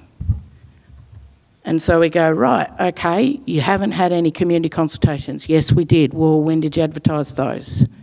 None of us got anything in our email that there were community consultations, and apparently they were all held up in Forest Hill. None of us got information to say that if we had worries, that there was a website. We all found this out last year because it appeared that people in our community were about to get some pretty serious compensation. The other thing is that in that whole process, if you then decided to go on to that civil action and you were a part of that action, and my neighbour Tracy Burt is happy for me to use her name, she was then given the privilege to go to Canberra and go into this locked vault to read all this information about PFAS contamination. She was one of those people that then received $120,000. And my question to her was, but there's nothing in our water. We're being told there's no PFAS contamination. What's to say here? No, I got that money because of the worry that it caused me. And I can tell you now, there is more worry in my community now than there ever has been because of that compensation action. The other thing for me is that, as I said 3 days ago, I finally found out when the water testing was done between the President and the Feds, started in 2020. You couldn't go into this civil action unless you had been a resident of Gumley from 2016. So where's all the water testing and results from 2016 to 2020? Nothing. Yet my neighbours have had life-changing money, compensation because of PFAS. The end of my statement is, what the hell's going on and what's being hidden? What's happening? And should my community be worried? Thank you, Ms Argus. Just a couple of clarifying questions to begin with. You said you wrote to Water New South Wales, one of the steps, one of the things you mentioned just then, and you said you couldn't get a single thing. So can I clarify with that what you were asking for, and whether did they respond to you saying they couldn't do it, or did you not get a response at all? I haven't received a response at all. I know that Tracy Bird has, but that's hearsay, and there's no, I can't talk about that. I haven't received any response, but can I say that the request for information about the efficiency of the committee and PFAS was embedded in a long list of things. So we wanted testing results and reports, we wanted financial audits. They went into a full inquiry, and the Deputy Secretary only wrote back to say, look, there have been some things that they haven't done under the Act, but it appears that it's not been intentional. That's the only response I've got. Just to clarify, that was that State Water New South Wales or federal? State. Okay. And when you said you are asking them for data, Is that We're not directly, we're asking for reports Okay. of our water testing, which we haven't got, but myself or my neighbour, Tracy Burt, has called on the feds, and they gave us, through Freedom of Information, all of the testing results. Finally, I got that 3 days ago from Tracy. And that's what we'd ask the New South Wales Water Department to provide, because it's our belief that they are the department that monitor and oversee the water board, because it's under that New South Wales Management Act. We got nothing from them. We've just got this from federal government to say what the testing is. So we've received that information now. I was wondering if you could possibly table that for the committee so we can have a look at it. We could give a copy back. And is it a lab report, or is that a report from Defence, or? There's a fair bit in here. So it's just purely. Hang on, sorry. They're very difficult to read. They really are. And I apologise for that. I don't want to waste your time. That's okay. We can have a look and Go through it and take of it what you will. I've got one more question I'll throw to other members. Now, you said about your neighbour that they went into a locked vault to read about PFAS contamination, and then were given $120,000. Who took them into the locked vault? Who was that with? Was it with a government agency? Was it with Shine Lawyers? Who facilitated that? Shine Lawyers, I believe, and it was done on Anzac Day last year or around that time, but she can't give me details because she's not allowed to. Yeah, they also signed something, I assume, called the Yes, I'm assuming. non-disclosure agreement to not I'm talk assuming about. that. And I guess I'm raising that because while the smoke and mirrors, Of course. if we're being serious here about government looking after us and disclosing things and giving us information, why is compensation happening when there's nothing to be afraid of in our water from the testing that I've just given? And why, if you participated in this action, you get some privilege to read a lot of information about the PFAS contamination in your community? It's just caused so much angst because we know nothing. That you then have to sign a non-disclosure agreement about and can't talk about. That's concerning, isn't it? We'll go to questions. Yep, from the opposition, Mr. Scott Barrett. Ms. Argus, I'd just like to get a better understanding of how your water scheme works.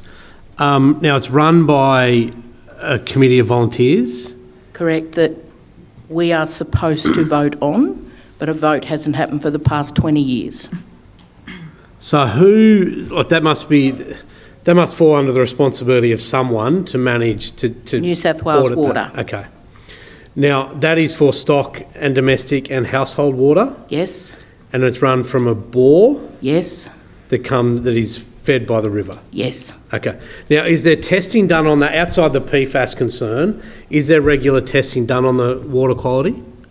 I'd like to tell you, yes, I hope yes, but we don't have a committee that's effective enough they've not communicated that to us for a very long time. And again, we asked the Water Department last year to investigate a myriad of things. They have no documentation to give us. So it's been the same president for 20 years since you've had the vote? No, 2 in that time. How was the transfer of power?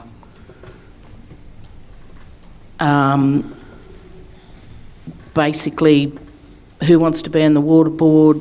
Only 5 of us. Well, we're only going to fill 5 positions. Don't need to vote, we're in. Okay. And how many people are on this scheme? 63 households. Okay.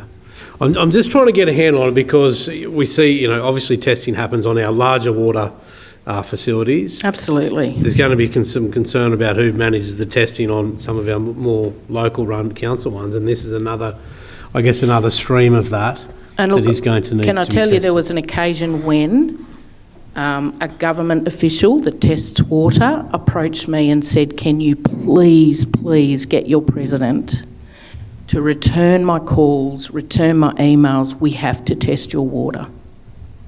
Okay. Of which I facilitated.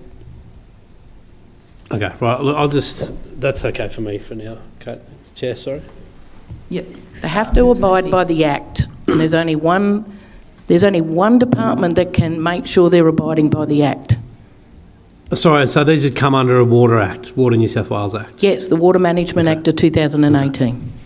Thank you.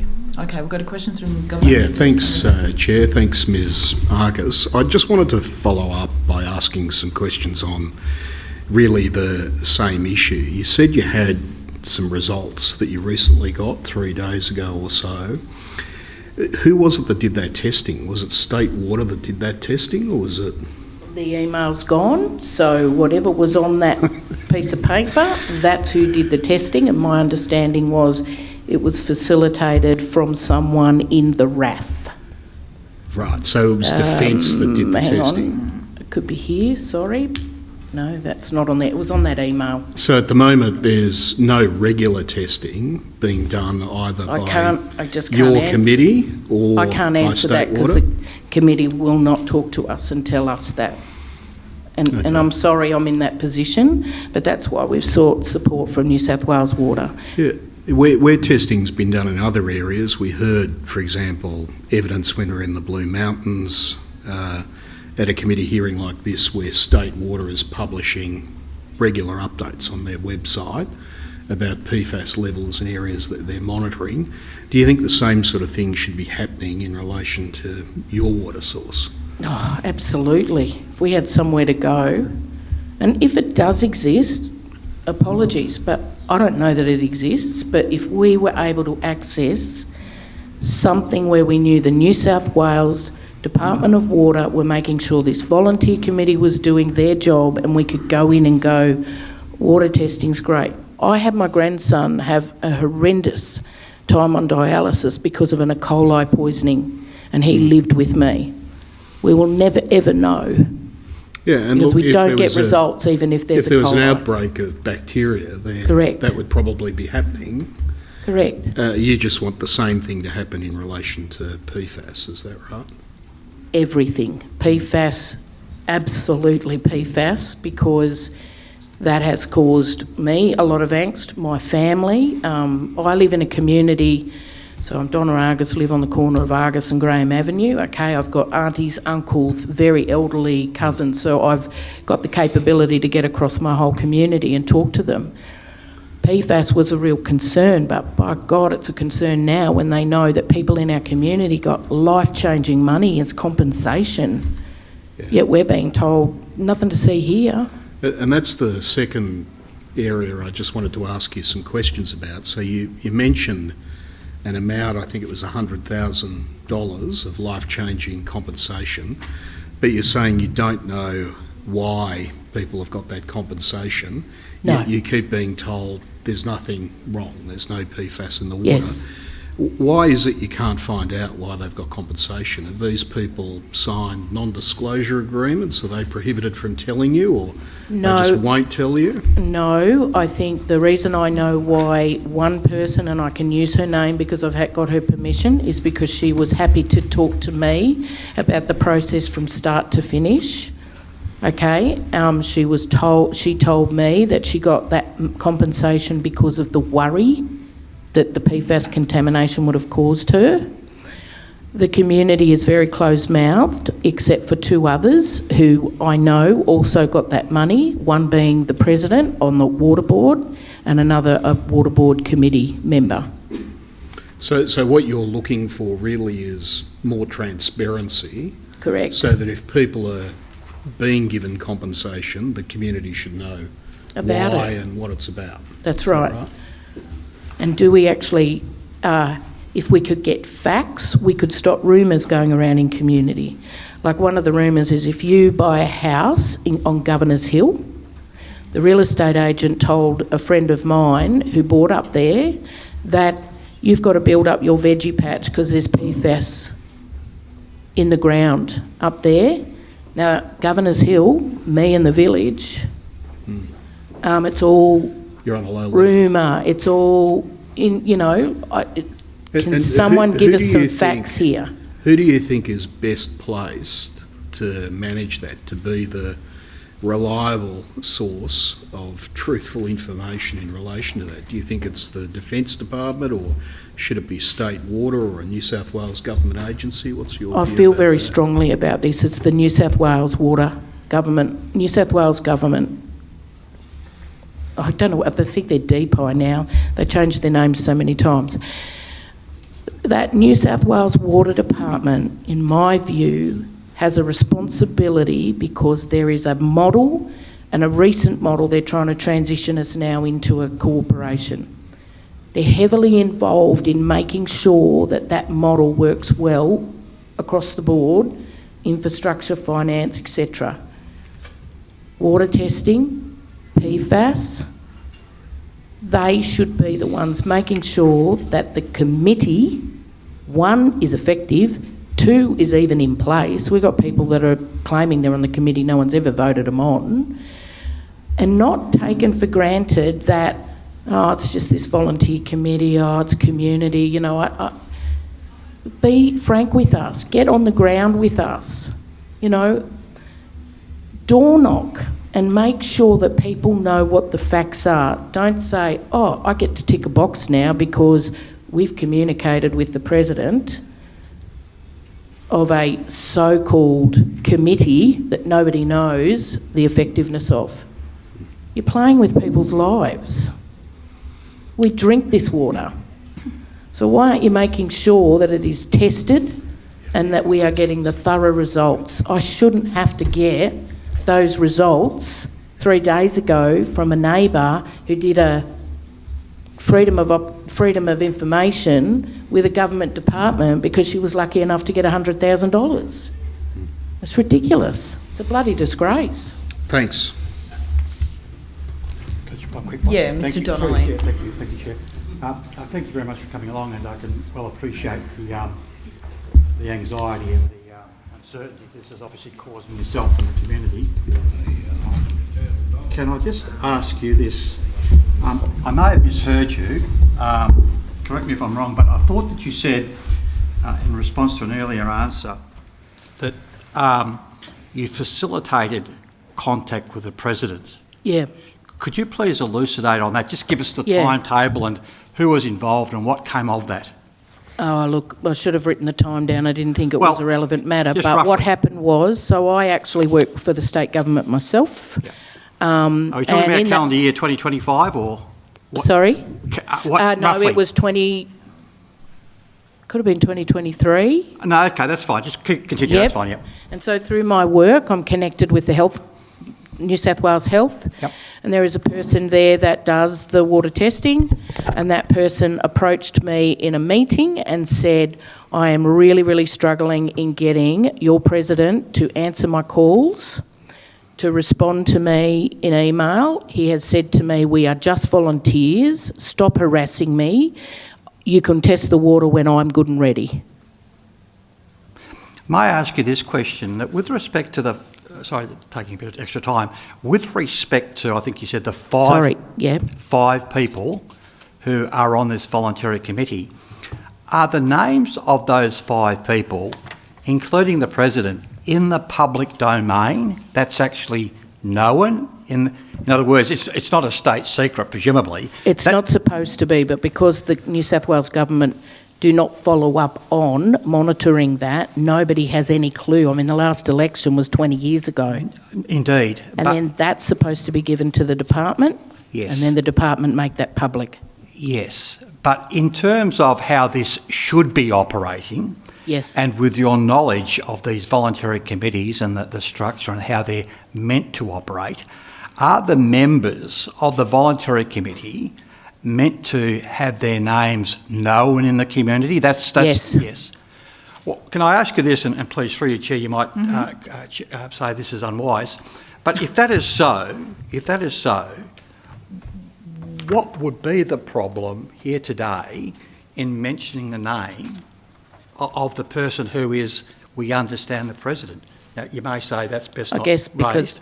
I feel uncomfortable about that. You feel uncomfortable Well, about that? it's a voluntary committee. Right. This person is my neighbour, Right, okay. No, I press no further. and I'm happy to do that on the side, and certainly we have Okay. written to Joe McGurr with the name included, Okay. and so if you feel the need to do that, but I just don't feel that that's appropriate for me to do I that. respect that decision, so that's something we may take up. But just Yep. in conclusion, surely though there must be, is there not, some deep frustration in the community below you in terms of how this is all operating? This is a dysfunctional arrangement, is it not? And there is a deep-seated sense of this is problematic and we need to get this resolved. Is that a fair statement? Absolutely, Okay, that's fine. deeply. Okay, we've got questions from Mrs. Aileen McDonald. And you may have said, I missed your part of your opening statement. So you're you're a primary producer? No, not myself, no. Yeah. No. And the name of did you say the name of the committee that is sort of overseeing? You don't have to name the president, but... No, it's the Gumley Private Irrigation District Committee, and there was a bylaw back in 97 around what the Gumley Private Irrigation District was about. Mm-hmm. Okay. And we were under the Water Management Act of 2018, and then they've made adjustments to that because they're transitioning us now under legislation into a corporation. Okay. And you said 3 days ago you received this information... From a neighbour. But this is in relation to her property or the whole of the 63 properties? The whole of the 63 properties. Okay. And so... Because the question asked was, what interaction have you had with our president? Yeah, okay. And have you had to change your behaviour, like stop using bore water or buying bottled water, avoid certain produce as a result? Like, I know you've only had that 3 days ago, but you probably thought, I could have PFAS. So have you had those concerns and changed your behaviour as a result? Yes, and so have as I said to you, I live right next door to my mum, my sister's behind me, I have aunties and uncles. We are buying in water, we're filtering water, and just full disclosure, not just because of PFAS, because we don't have a committee that we can trust, nor a government department that will monitor it, that we are getting the testing done. And so we buy in water, filter water, and I have to say with the number of breakages that we have, the other thing is, well, we have to buy in water because, that's just another issue I don't need to be worrying you guys about. And so how would you describe, say, the impact on your life and your family's well-being, whether it's emotional, financial or physical? There's huge emotional tension. There's this compensation that happened even has caused great angst amongst community, and I think that's why people are being really quiet. Nobody wants to tell anybody whether they did or they didn't, not that it's any of our business. However, there's a lot of speculation that why is it that a couple of people on that board received that compensation, and one person being that person that absolutely did not divulge in any way, shape or form that testing was being done, that we needed, to worry, and it appears we didn't need to worry. There's the angst, the social rip in my community is felt very deeply. And I guess it's, we wonder why we don't trust government. We just feel that we have nowhere to turn. And PFAS is one of those issues. Where are we going to go? So your sense of safety, your trust in public institutions severely diminished? It is for me, and maybe I shouldn't be sitting here talking as if other people do that, but for me deeply. But I can categorically tell you that that's the way my own family feel. And just that whole piece, like I said, why is it that people that went into this action get to go to this closed vault and sign things and we know nothing about it, and she can't talk to us, and she got a lot of money? Yeah. The angst that causes is unbelievable. And it's financial impact, because many people in my community are growing market gardens. Now, if we've got nothing to worry about PFAS, this very compensation now is what devalued our property. I mean, for us to try and get money into our water, we have got failing infrastructure, and we're thinking, oh, we'll sell water to try and get money in so that we're financially viable to get a basic need, water. And now people have got a compensation. There's all this stuff happening around PFAS. How are we going to sell the water? Yeah. Oh, no, here's the test, it's all okay. But, geez, people that are drinking it have got $100,000 in their bank because, why? Nothing to see here. Sorry for the worry. And has there been sort of time? It's hard to know, like with communication, it's all been through this committee rather than to the 63 residents. We've received nothing directly at all from RAF. I haven't. Many people I've spoken to haven't, and I've got a letter here that's signed to say that there is approval being given to the President, that they only have to go through them. And in fact, I think you've all received that information, and you'll see that I've underlined a section that says we're basically just going to go through the President. I've underlined it in there. So you would say your voice as a resident hasn't been heard or respected in this process? Correct. Until today. I've finally got a say.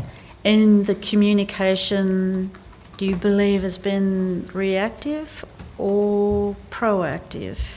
From anybody? Well,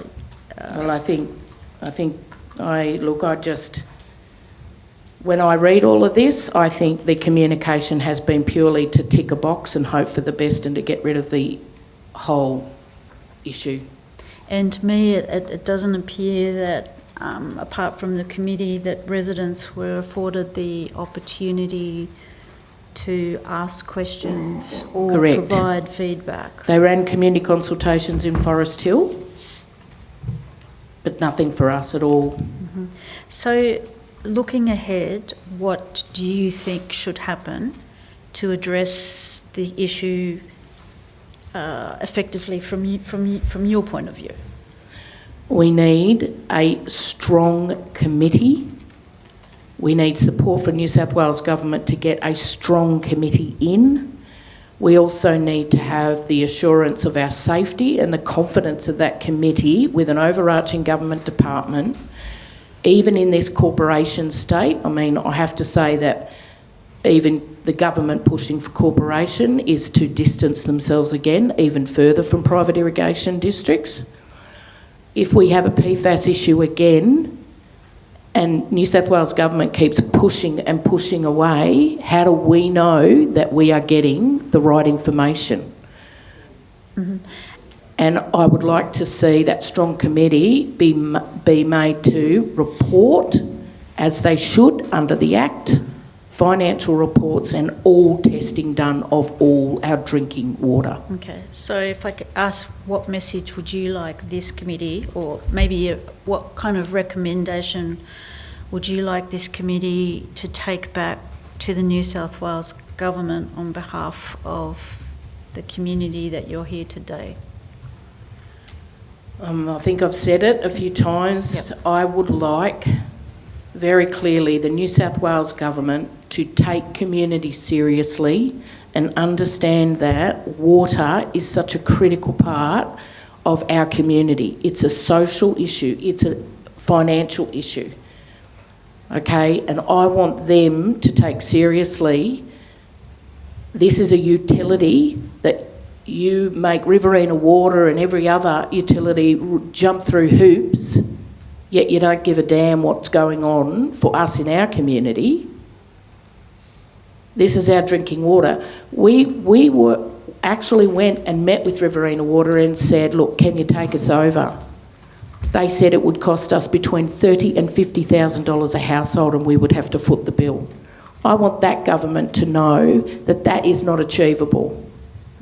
That we have bought into this community, into a scheme that has been ongoing for many, many, many years.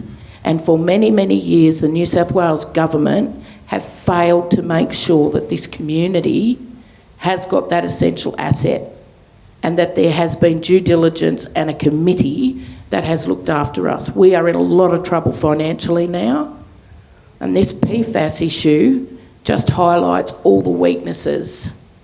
I'm all for community looking after community, but government sometimes needs to give us a leg up. We've looked after our community and we've looked after this whole situation for 50 odd years. And when things like PFAS come across, that highlights the issue that you've bloody well forgotten about us. Mm-hmm. Thank you. Can I just ask, sorry, oh, no, you have a question? There's plenty of time. If you want to go, keep I was just going to ask, of the 63 residents, what's the, like, how many acres does each person hold, or what's the biggest land holding there? Just, I'm trying to get a sense of that area you're talking about. Yes, so I've got there's 5 acre properties, there's less than 5 acre properties, there's 10 acre properties, my sister has 20 acres. So yeah, look, it doesn't go much over that. Mm-hmm. As I said, they're hobby farms, but they are people that are utilising that area for market gardening and selling vegetables and produce. Mm-hmm. Cattle is raised on there, sheep is raised and sold. So, but look, my knowledge, sorry, and I could take it on notice and get you further information, but I think the largest property is just a bit over 20 acres. Okay, thank you. Mr. Scott Barrett. Yeah, sure. Sorry, just a couple of quick ones again for my clarity. And I forgot. Oh, sorry. Is there the inference that there's others that want to be on? I'm on one of these localised schemes as well. Is the inference that there's others that want to be involved but have been shut out of that process? Yes. And the second question. We're going through it right now. Sorry. So we're going through it right now. So we're trying to get an election happening. Not that I want to bore you with it, but we have a returning officer that is, yeah, look, it's a very long story. We're all trying to get a committee in now that has been voted in. And again, the returning officer's not doing as they've asked. And again, we've had to go to the New South Wales Department of Water and again ask them to support us. Okay. And sorry, and the second question I had, just for clarity for myself as well, the bore that feeds this scheme, you suggested is fed from the river directly? Yes. So for PFAS to be in your water, is it being delivered there from the water that's coming down the Murrumbidgee? Yes, by my understanding. And I think that detail is in the information you've got in front of you. Okay. Because that's Concern. another massive issue. Ms. Argus. Yeah, sorry, I don't know if this is allowed, but I have my husband there, so I'm not as au fait with it. So if that's not the case, I need to take it on notice and get back to you, please, because that's my understanding of it, yes. But you know what? That just symbolises I've been in that community for that long and still can't work that out either because of lack of communication.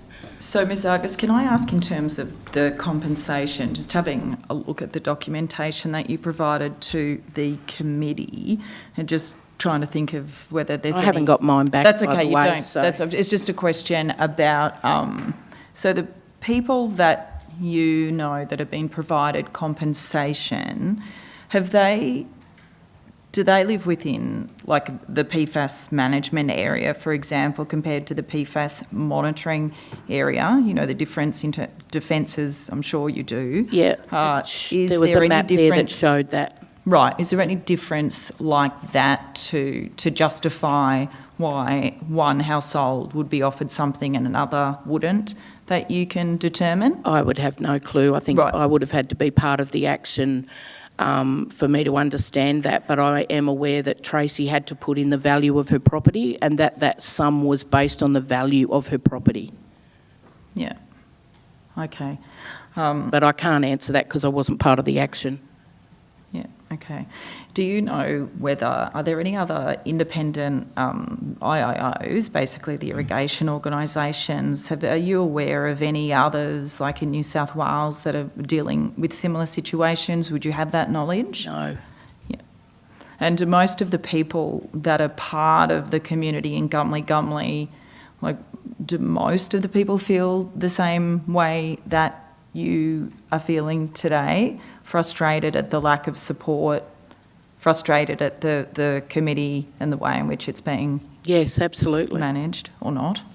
Absolutely. Okay. Absolutely. And why do I know that? Because a number of, like I said, people in the community are my family, and a number of other people that aren't my family will gravitate to me and ask me questions about things they don't understand. I am quite vocal in the community with respect to what I think should be happening in terms of governance of that committee. And I have emails, texts, a number of bits and pieces to show that absolute angst. And people actually, what is even more scarier now is that we're going quieter because we're not empowered and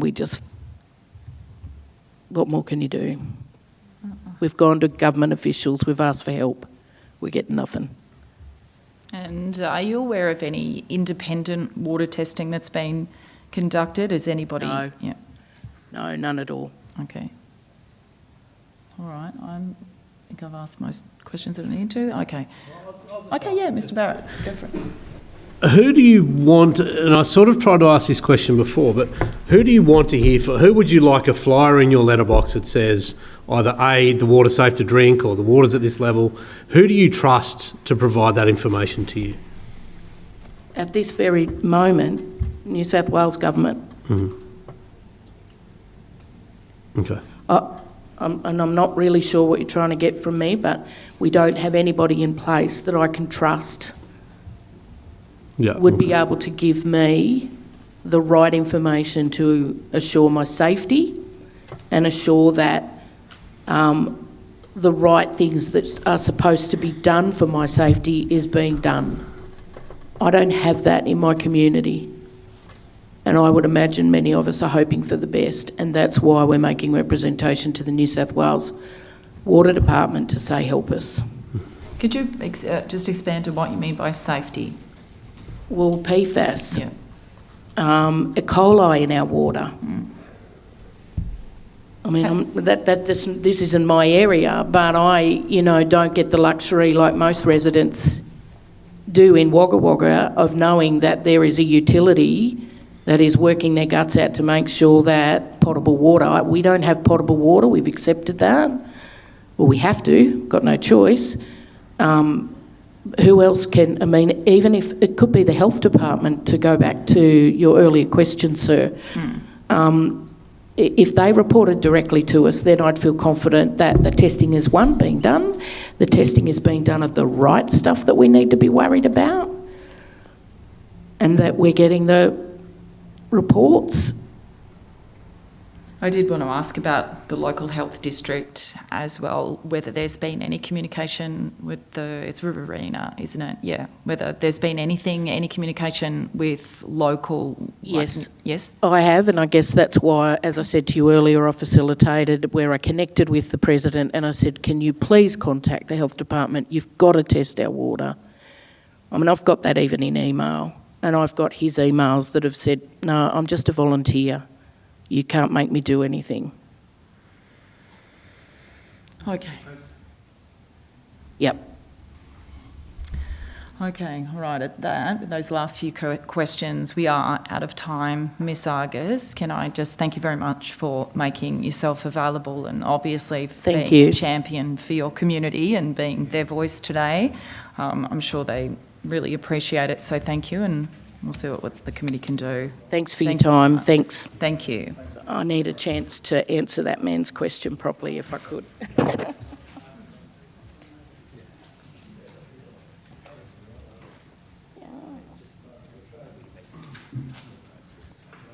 Yeah.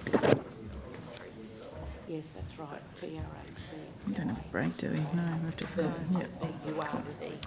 Yeah, it should be actually on that email.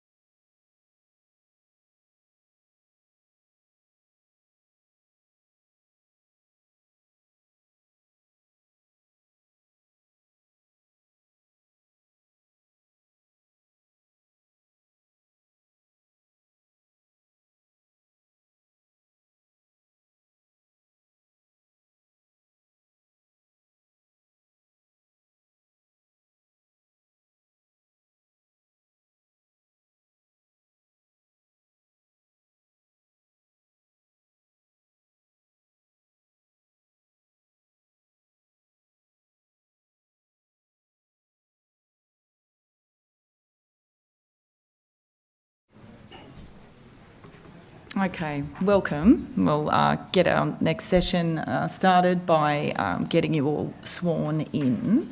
We'll start with you, Mr. Koshel, if you could state your name and position title, and then either an oath or affirmation, please. Thank you, Tim Koshel, Chair of Riverina Water County Council. The affirmation, I solemnly, sincerely and truly declare and affirm that the evidence now about to be given by me shall be the truth, the whole truth and nothing but the truth. Thank you so much. Mr. Van Berkel? Yep, so my name's Troy Van Berkel. I'm the Director of Engineering at Riverina Water. So I swear that the evidence now about to be given by me shall be the truth, the whole truth and nothing but the truth, so help me God. Thank you so much. Mr. Thompson? Thank you. I'm the General Manager of Wagga City Council. I solemnly, sincerely and truly declare and affirm that the evidence now about to be given by me shall be the truth, the whole truth and nothing but the truth. Thank you so much. Now, short opening statements. Does the Council have one to begin with? Well, yes, we just do have a short opening statement, so thank you. Firstly, thank you to the committee for having us share our experience in dealing with PFAS. Riverina Water is a New South Wales local government water utility responsible for providing safe and reliable, cost-effective drinking water to a population of around 77,000 throughout 4 local government areas, the Wagga Wagga, Lockhart Shire and parts of Greater Hume and Federation councils. Riverina Water is working with government agencies and key organisations including New South Wales Water Directorate, WASA, to address the PFAS contamination for the Forest Hill RAF base and other unknown sources. Since 2017, it has participated in the Wagga PFAS RAF project reference group with Defence, New South Wales EPA, DECU, New South Wales Health, Wagga City Council and Golden Fields Water to monitor and help manage contamination. PFAS contamination from Wagga RAF base poses a risk to Riverina Water's East Borefield, which supplies up to 25 megalitres a day to Wagga Wagga. Managing PFAS has proven complex and resource intensive, requiring proactive multi-agent coordination. Recent detections above the proposed PFAS health limits at West Wagga Bore and Tarcutta Village groundwater source added significantly to this challenge, as the source of the contamination remains unknown. This is currently being investigated and funded by Riverina Water to identify potential PFAS sources, PFAS pathways and available options moving forward. With proposed changes to the PFAS health limits, PFAS detection at lower levels still have significant cost and resource impacts to manage, as options to manage remain similar, such as a new water source or more likely treatment if source water cannot be guaranteed. In investigating the source of any contaminants at these low levels is required to assess available options and determine responsibility. However, this is extremely difficult if left to those impacted due to limitations in jurisdiction and control, complexities in particle tracings of PFAS and due to the cost involved for communities to burden. Riverina Water remains committed to providing safe drinking water for our communities. However, addressing PFAS effectively requires prioritise prevention, shift to source-based preventions across all exposure pathways as more sustainable and holistic approach to PFAS management, strengthening monitoring, enhance and coordinate PFAS monitoring to support evidence-based decision-making and track the effectiveness of protection measures, improved collaboration, establish a clear multi-agency framework for long-term PFAS management grounded in science and transparency, and protect public health, review and update protection measures in line with proposed PFAS health limits to safeguard public health and environment, and support local water utilities, provide financial and regulatory support to affected communities, recognising that local utilities cannot manage PFAS risks alone, and enhance communication, deliver clear, consistent public messaging to build trust and address information gaps. Thank you. Thanks very much. Now, I assume Wagga City Council also has a statement to make. Just a short statement. Madam Chair, firstly, thank you for the opportunity to be here today and to speak on behalf of our community and answer any questions you may have. May I apologise for my mayor, who would dearly have loved to have been here as an advocate for his community. He has a very good excuse. He's having surgery as we speak.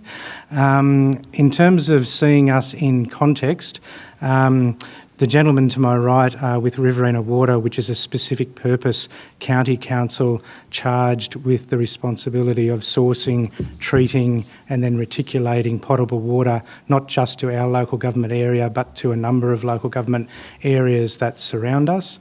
Wagga Council is the general purpose council, and so we sit here as advocates for the community generally. We also manage the wastewater treatment system, so we come across PFAS in biosolids, and to the extent land is contaminated, we are the advocate group for that. Without wishing to dictate where your questions might lead, the one thing that I'd say on the positive is that we've had, as Wagga Council, every opportunity to participate in this process as a commentator and at meetings. We're not a decision maker, but we have had every opportunity to participate in meetings, and I feel we've had good disclosure in terms of the testing results that have been produced. The single thing that I am most aggrieved about on behalf of our community is that in any pollution event in New South Wales, certainly, and I'd suggest probably Australia, the first actions in that are always containment and removal of the pollutant. In relation to the Wagga PFAS issue, I'm still not aware that the actual polluting contaminated soil at the RAF base has been removed, and it's now been more than 7 years. And I think that question, which we've raised directly in meetings, and is entitled to a much better answer than what we've had so far. Thank you, Mr Thompson. It would be good for us to be able to get that answer from Defence, to be honest, in terms of what they're doing to clean it up, but they didn't respond to our invitation to appear before this committee. So you don't know whether the Department of Defence is cleaning it up. I think Dr McGurr said at the beginning of the day he hears they might be, but that was a might be. But your council and Riverina Water, is there anything confirmed that any of you know about that in terms of what the Department of Defence is doing? I'll go first. We're not aware in relation to what they're actually doing in relation to clean-up. Riverina Water, and I jumped ahead of them to give them a moment to collect their thoughts, but they're much more at the coalface of the impending pollution of groundwaters issue, and they'll provide a better answer. But my short answer to you is, when the issue was initially identified, I believe there was a tank at the RAF base which was still full of PFAS chemical, and that has been removed. But to the extent that the PFAS contaminating material is in or around the surrounds of the RAF base, I don't believe, and I have no knowledge of any attempt yet being made to remove that contaminating source, which in all likelihood, as a general manager, not an expert, is leaching into the groundwater as we speak. Yeah, it's definitely spreading in terms of the groundwater plume. I've seen emails saying that, to that effect, which I assume Riverina Water probably receives that information as well. Is that correct? Correct. I'm not aware 100% that everything's been remediated. I know that some work has been carried out by Defence. They continue to monitor and try and trace PFAS contamination in the groundwater. And I guess with the proposed new PFAS limits, they're also, I guess, seeing what impact that's having by getting further baseline results and installing additional sentinel balls to find out the extent of that PFAS plume. Does Riverina Water have the equipment to treat PFAS, or do you just block it off at the source if you know that there is PFAS over the drinking water guidelines? Have you been treating it as well, or? Yep. No, our existing treatment technologies are primarily, we have a combination of bore supplies and also some surface water that we also treat. It's typically conventional treatment where we do have treatment, which isn't able to treat PFAS, which would require further treatment such as reverse osmosis or you might have heard of granular activated carbon and ion exchange, which are treatment technologies that help remove PFAS but don't actually get rid of it. Then you have a waste stream which needs to be managed as well. So at this stage, we don't. Okay, so how much is it costing Riverina Water at this stage to deal with PFAS as an issue? Do you have that information available or can provide it on notice? Yeah, I can probably have a fair estimate of costs. So there's probably two parts to it. We have the current plume with what's been spoken about with the RAF base. That's sort of a very known issue where we've got a lot of support in our project governance group, working with multiple agencies, which has a number of streams to it in terms of the strategy committee, in terms of looking at short and long-term options, and then also the comms stream to it. So that issue at the moment is we're being supported well in, and we're carrying out PFAS testing of our East Wagga bore field sites. And that's very much, we've got a risk-based approach where it's looking at, okay, well, what are some of the factors that would rely on us testing more frequently in those areas? So our East Wagga bore sites, knowing about this plume, we've been testing monthly for some time now. Then we've got another issue, obviously, with the National Health and Medical Research Council revising the proposed health limits for PFAS. We've actually conducted further testing with New South Wales Health, which then identified that we had some levels above the proposed guideline limits for PFAS, but below the current Australian drinking water guideline limits. So primarily it's for PFAS, and that was at Tarcutta, which was mentioned, and also at West Wagga bore fields, so at two sites there. So one is with East Wagga, it's a 25 meg a day bore field site, so that would be quite a considerable cost when that does potentially start to get impacted with what we do in terms of treatment options. We've got a short-term option with a special purpose access licence where we can get more river water. For Tarcutta and West Wagga, I think the costs have been around that 40,000 mark. I can get more specific costs on that, but that's been with additional testing, getting access to further salinity sites in Tarcutta, and we've actually engaged a hydrogeologist to start to look at, they've carried out a report looking at potential pathways for PFAS so we can try and actually understand where it's coming from and what options we do have going forward. Thank you, and if you could take that on notice in terms of what it's costing you, if there's anything further. Do you get some funding from Department of Defence to deal with this, I'm assuming? Well, not at this stage, but for Defence isn't responsible for the Tarcutta issue. For East Wagga, we're looking at a piece of work which is looking at potential options going forward, and I would imagine that Defence would be responsible for as a polluter for those works. Are other government agencies working with the Riverina Water to help identify other sources? I think that's what we're increasingly seeing across the state. Is historically it's been Defence and kind of fire stations, really, and I think that it's starting to become quite apparent whether it's terrible accidents where firefighting foam has been used, whether it's the application of, whether it's landfills, application of biosolids or other things. So is any Water New South Wales, Regional New South Wales Department, anybody working with you?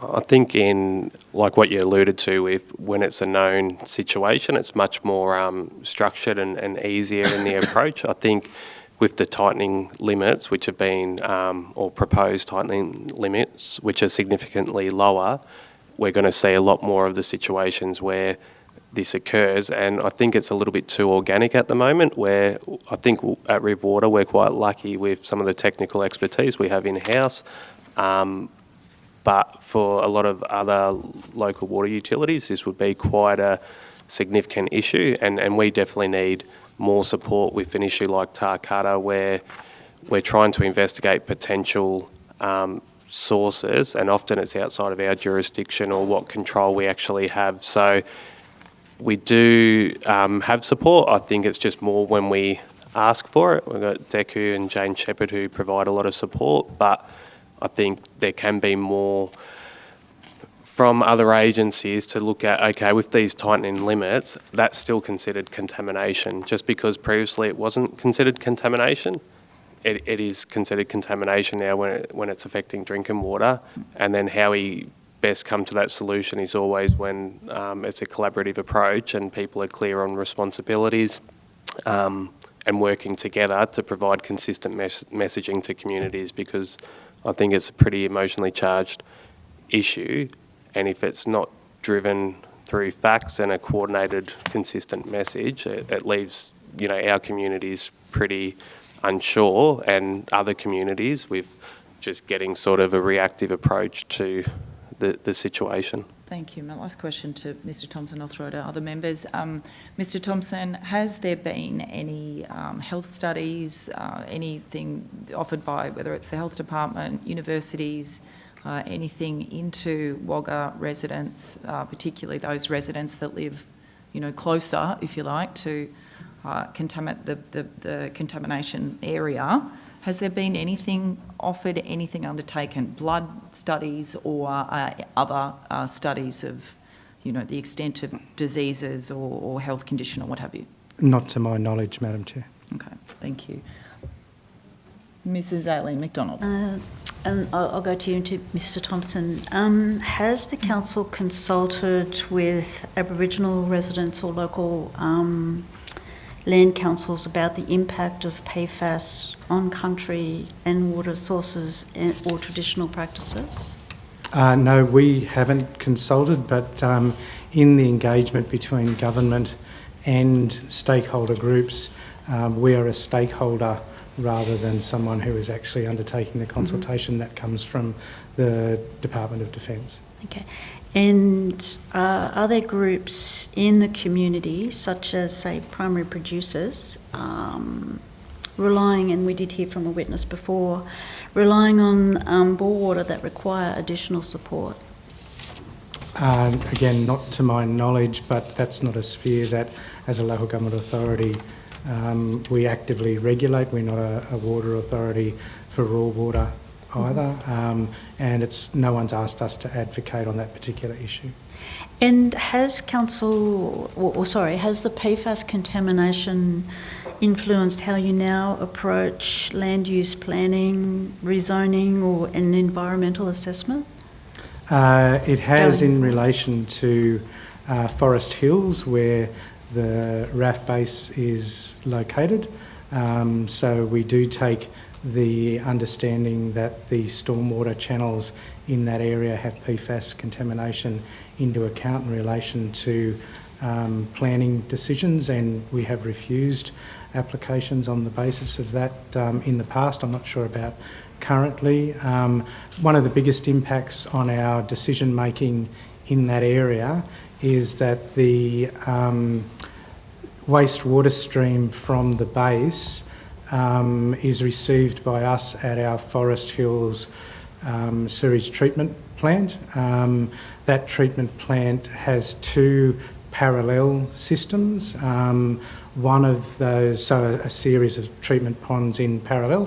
One of those systems receives the water from RAF base, and since the time the issue was first identified and PFAS was identified in that wastewater at elevated levels, we have contained that wastewater at that treatment facility, and it is not discharged. Prior to that, it was made available for irrigation or discharge to river. And we currently rely on the second parallel system to treat the other wastewater streams from Forest Hills, and ultimately we will need to augment that system because we've lost half the system in order to contain the RAF base wastewater stream. It continues to be contaminated with PFAS, we believe, I think with some level of accuracy, because there are older pipes In the RAF base, it's not uncommon for older pipes to receive underground stormwater flows into them because they're normally lined with gravel or a similar permeable structure, and that's the ingress point for the groundwater contaminated PFAS into the sewer lines, and they will be replaced with the RAF base upgrade, but that is scheduled for a decade from now. And so I imagine that PFAS contamination would be a standing item in your council's risk register or long-term community strategic plan? The biggest element of risk for us is actually the Riverina water risk, in that our potable system relies on those groundwater resources, and at the moment all we know for absolute certainty is that there's a plume of PFAS moving through the underground water system, and it's heading towards our potable water supply. Yeah, and we've heard about property values and people saying, has that impacted investment confidence, tourism or housing in the LGA? Not to my knowledge. Not to your knowledge. And has the council advocated on behalf of, say, affected residents in seeking, say, blood testing or property value protection or compensation? No, we haven't. You haven't? Okay. And I'll just ask the Riverina if I can. Do you believe that state and federal agencies are doing enough to coordinate and fund a whole-of-system approach to PFAS management? I think with the, like I said, with the current revised guidelines coming out, I think existing frameworks and strategies for protecting the environment and drinking water needs to be looked at, because I think there's going to be a lot more situations pop up like Tarcutta, West Wagga and other local communities that you would have heard from. So I think it needs to be reviewed on how it can be a more coordinated approach, whether through monitoring programs and transparency of results, where agencies can actually validate the existing frameworks that are in place and say, okay, are they actually effective, and how do we make sure that we're building community, I guess, confidence and public trust. So.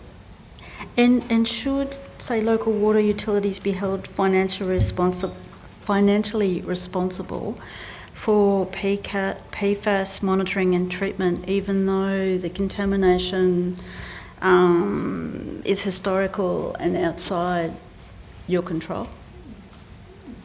I think generally we carry out monitoring for a range of contaminants, and we have in our drinking water management plan and under the Australian Drinking Water Guidelines, there's a role that we play in terms of that monitoring program.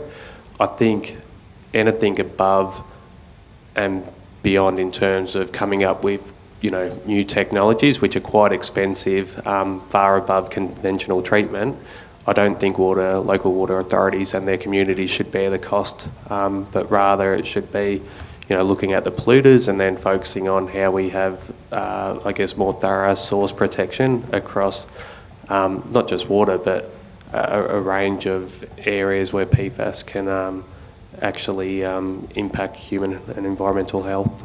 Mm-hmm. And would Riverina Water what would you recommend as, say, best practice governance for PFAS oversight, say, between councils, utilities and government departments and state agencies? Well, I think, like with the actual project governance group, I think that actually has worked quite well. I think it's when there's that collaborative approach where people are clear on their responsibilities and what accountability they hold, but also, I guess, getting rid of say sort of politics and just working together to say, okay, we've got this issue, how do we all play a role in, we've got a lot of, experts in Australia and expert bodies where getting together and going, okay, well, what's the best approach going forward? So I think that collaborative approach where it's not just organic and left to individual affected communities is a much better approach. So. Thank you, Chair. Sorry. Thank you. Mr Barrett, do you have questions? Sure. The situation in Tarcutta that you've talked about, you're sort of supplementing the water there from other sources. Is that my read on that? So it's an independent system, so it has two bores. One bore, we've had readings that are above the proposed PFAS guidelines for PFAS, and the other bore has been free. We've actually just had one result above, but we're still carrying out baseline testing, so it's an independent system. Okay, so I guess my question is, if you do need to supplement water in places like that, and I'm using the experience in Walker, like how would you go doing that now sort of okay, but in the late 2010s when we were very short of water, how would that system manage? Yeah, it's a good question because there's water sharing plans that can often restrict local water authorities from going and putting in another bore supply, or it could just be the same aquifer. So you could be very much limited on what options you have. It could also be not very cost effective or present other issues if you pipe long distances to somewhere like Tarcutta. So, you know, there's some of the options, or it's a case of, you know, if you put in another bore supply or looked at an alternative source which you can't guarantee, then you look at treatment options, which are obviously quite expensive for a small community to wear that cost. In any of your long-term testing that you've been doing, obviously we've found a spread of the area that it covers. Are we seeing any change in the concentration of PFAS in any of the waterways? I don't know if we've been testing long enough to see, like in an area like Tarcutta, I don't think we've got a good enough baseline of data to see that. I think with the new limits, we've actually had to change the test methodology to actually have lower threshold limits. So that's also presenting, I guess, a new baseline to say, you know, we're seeing detects that previously were non-detected results. So I think we're still at a stage where it's very difficult to get good historical baseline data, so which makes it difficult with pending changes in health limits for PFAS and what are the best options and how quickly we need to try and move forward without having all the answers.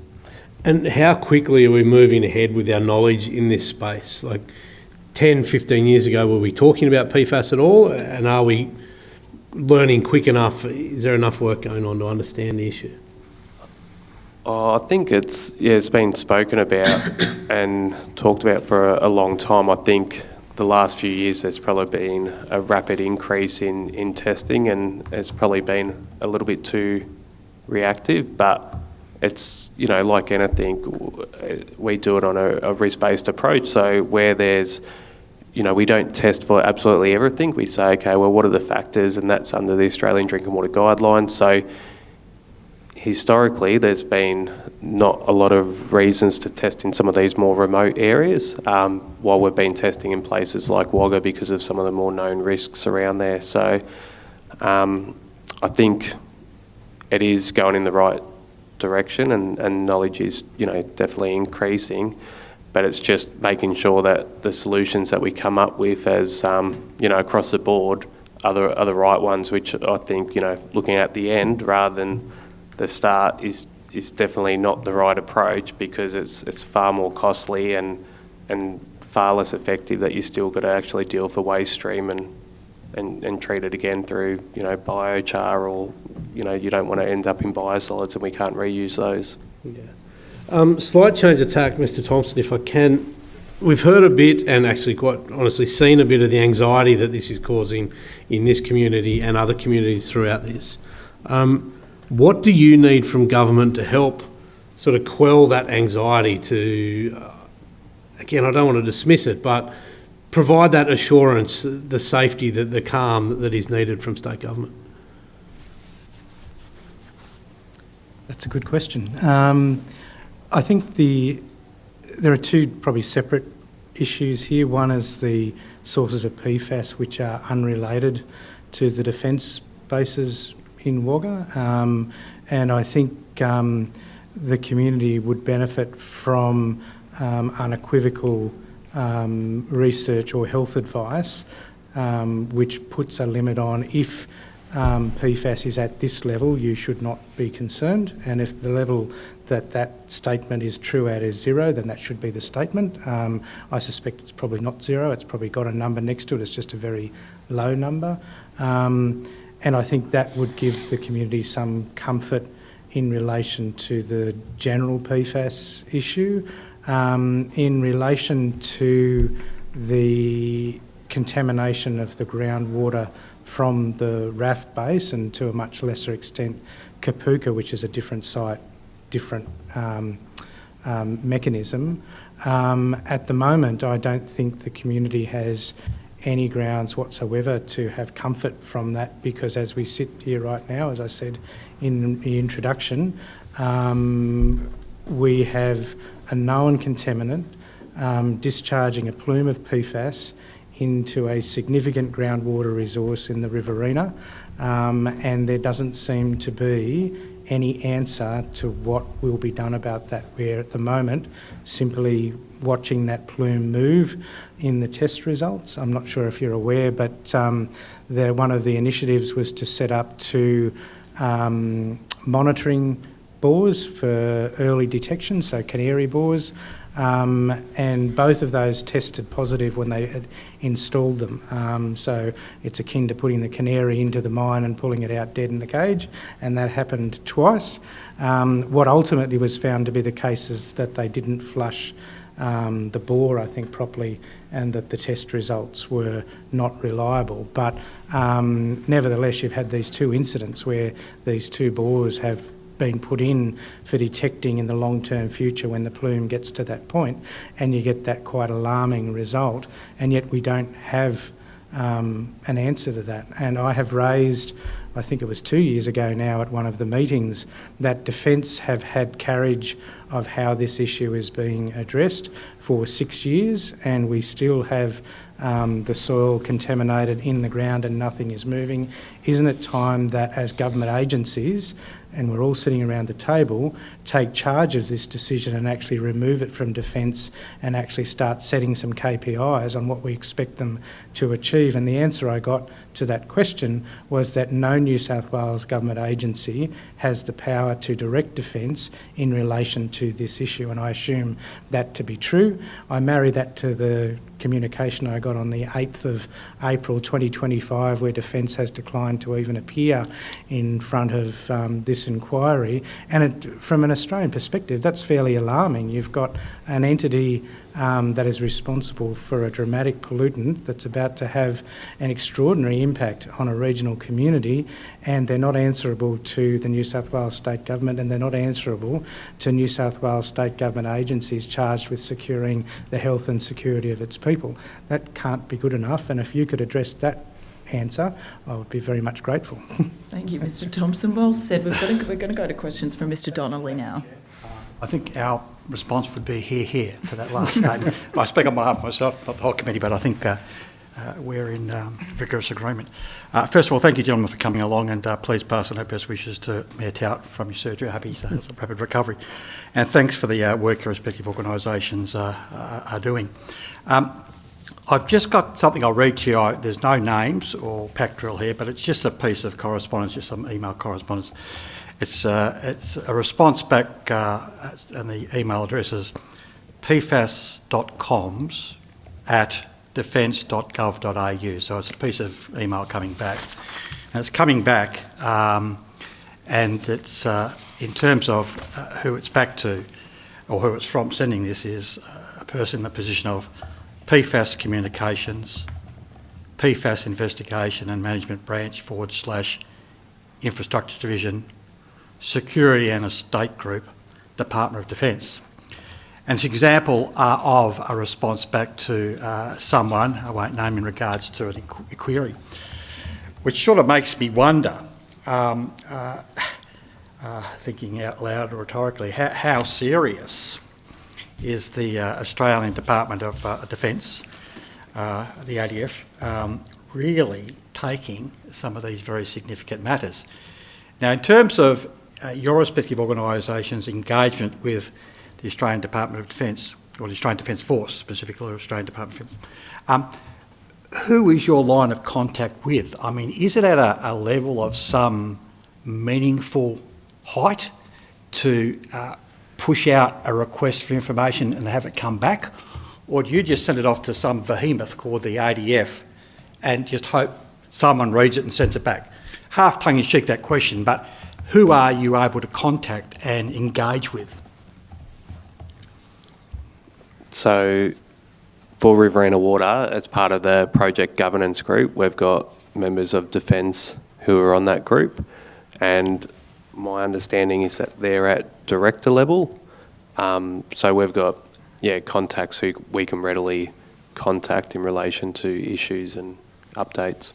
And forgive me, in terms of director level, you're satisfied that that's a level of standing of individuals who can sit across the table and actually deal with you and then take that off and engage with superiors for decision-making purposes?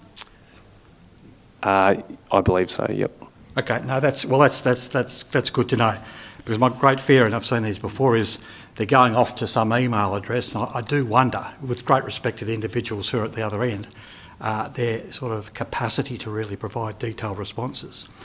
On the issue of the various organisations across this community at large involved in tackling this issue, yourselves, two of them, but in your submission on the second page, the first page in paragraph number 2, you list quite a few of them.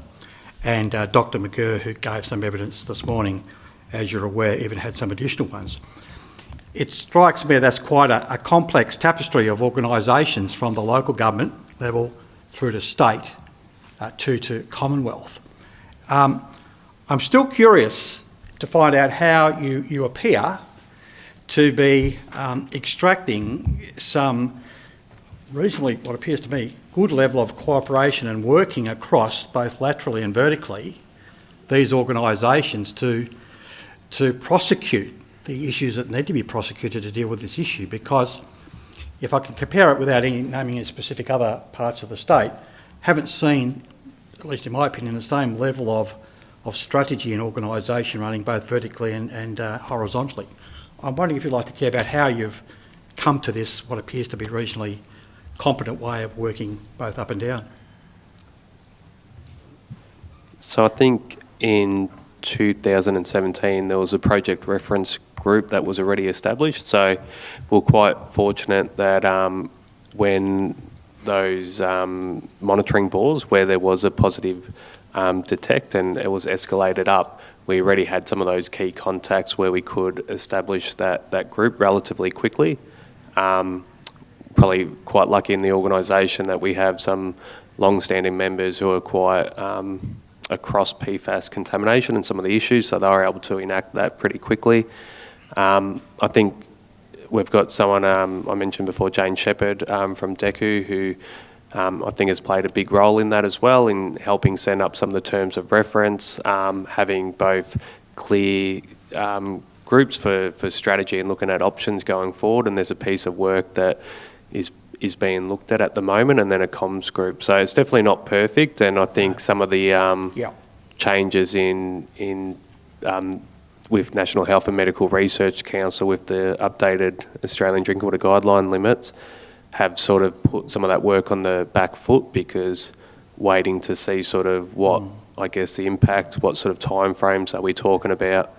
So it definitely needs to get sort of re-engaged, and as Peter mentioned, there still needs to be a considerable amount of action taken to mitigate this risk going forward. So it's not perfect, and as I mentioned, where it's happened more organically, there's still, I guess, if you're a local water utility, you've got a lot of skin in the game to make sure that you're on the front foot, because we're sort of left, I guess, we're in the issue with our community. So that, it takes a lot of drive at times, which I think that's where we need to sort of make it a little bit less organic and more structured in how we deal with these issues.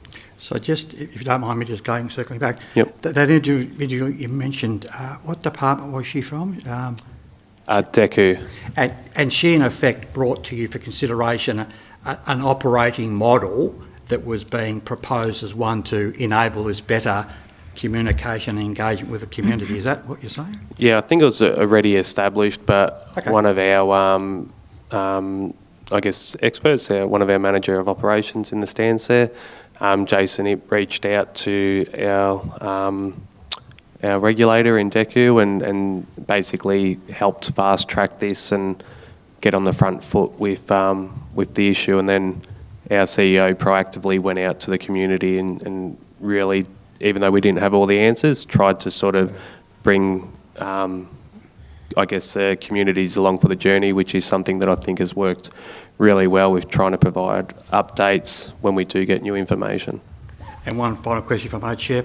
Just in regards to the new ADWG framework that's coming down the line, and in particular, what might I speculate are financial challenges potentially for the likes of Riverina Water and others in terms of being able to invest in what is required to be invested to meet the new standards, not just the new standards, but what will be the manifestation of water sources and supplies that may themselves not meet standards, therefore require new infrastructure and investment. Would you care to take this opportunity to sort of talk about what might be required in terms of, dare I say, and I don't speak on behalf of the government, I'm sure the Treasurer will box my ears when I sort of next see him, but what may need to be financial support or supporting kind that may be required to deal with this coming down the line?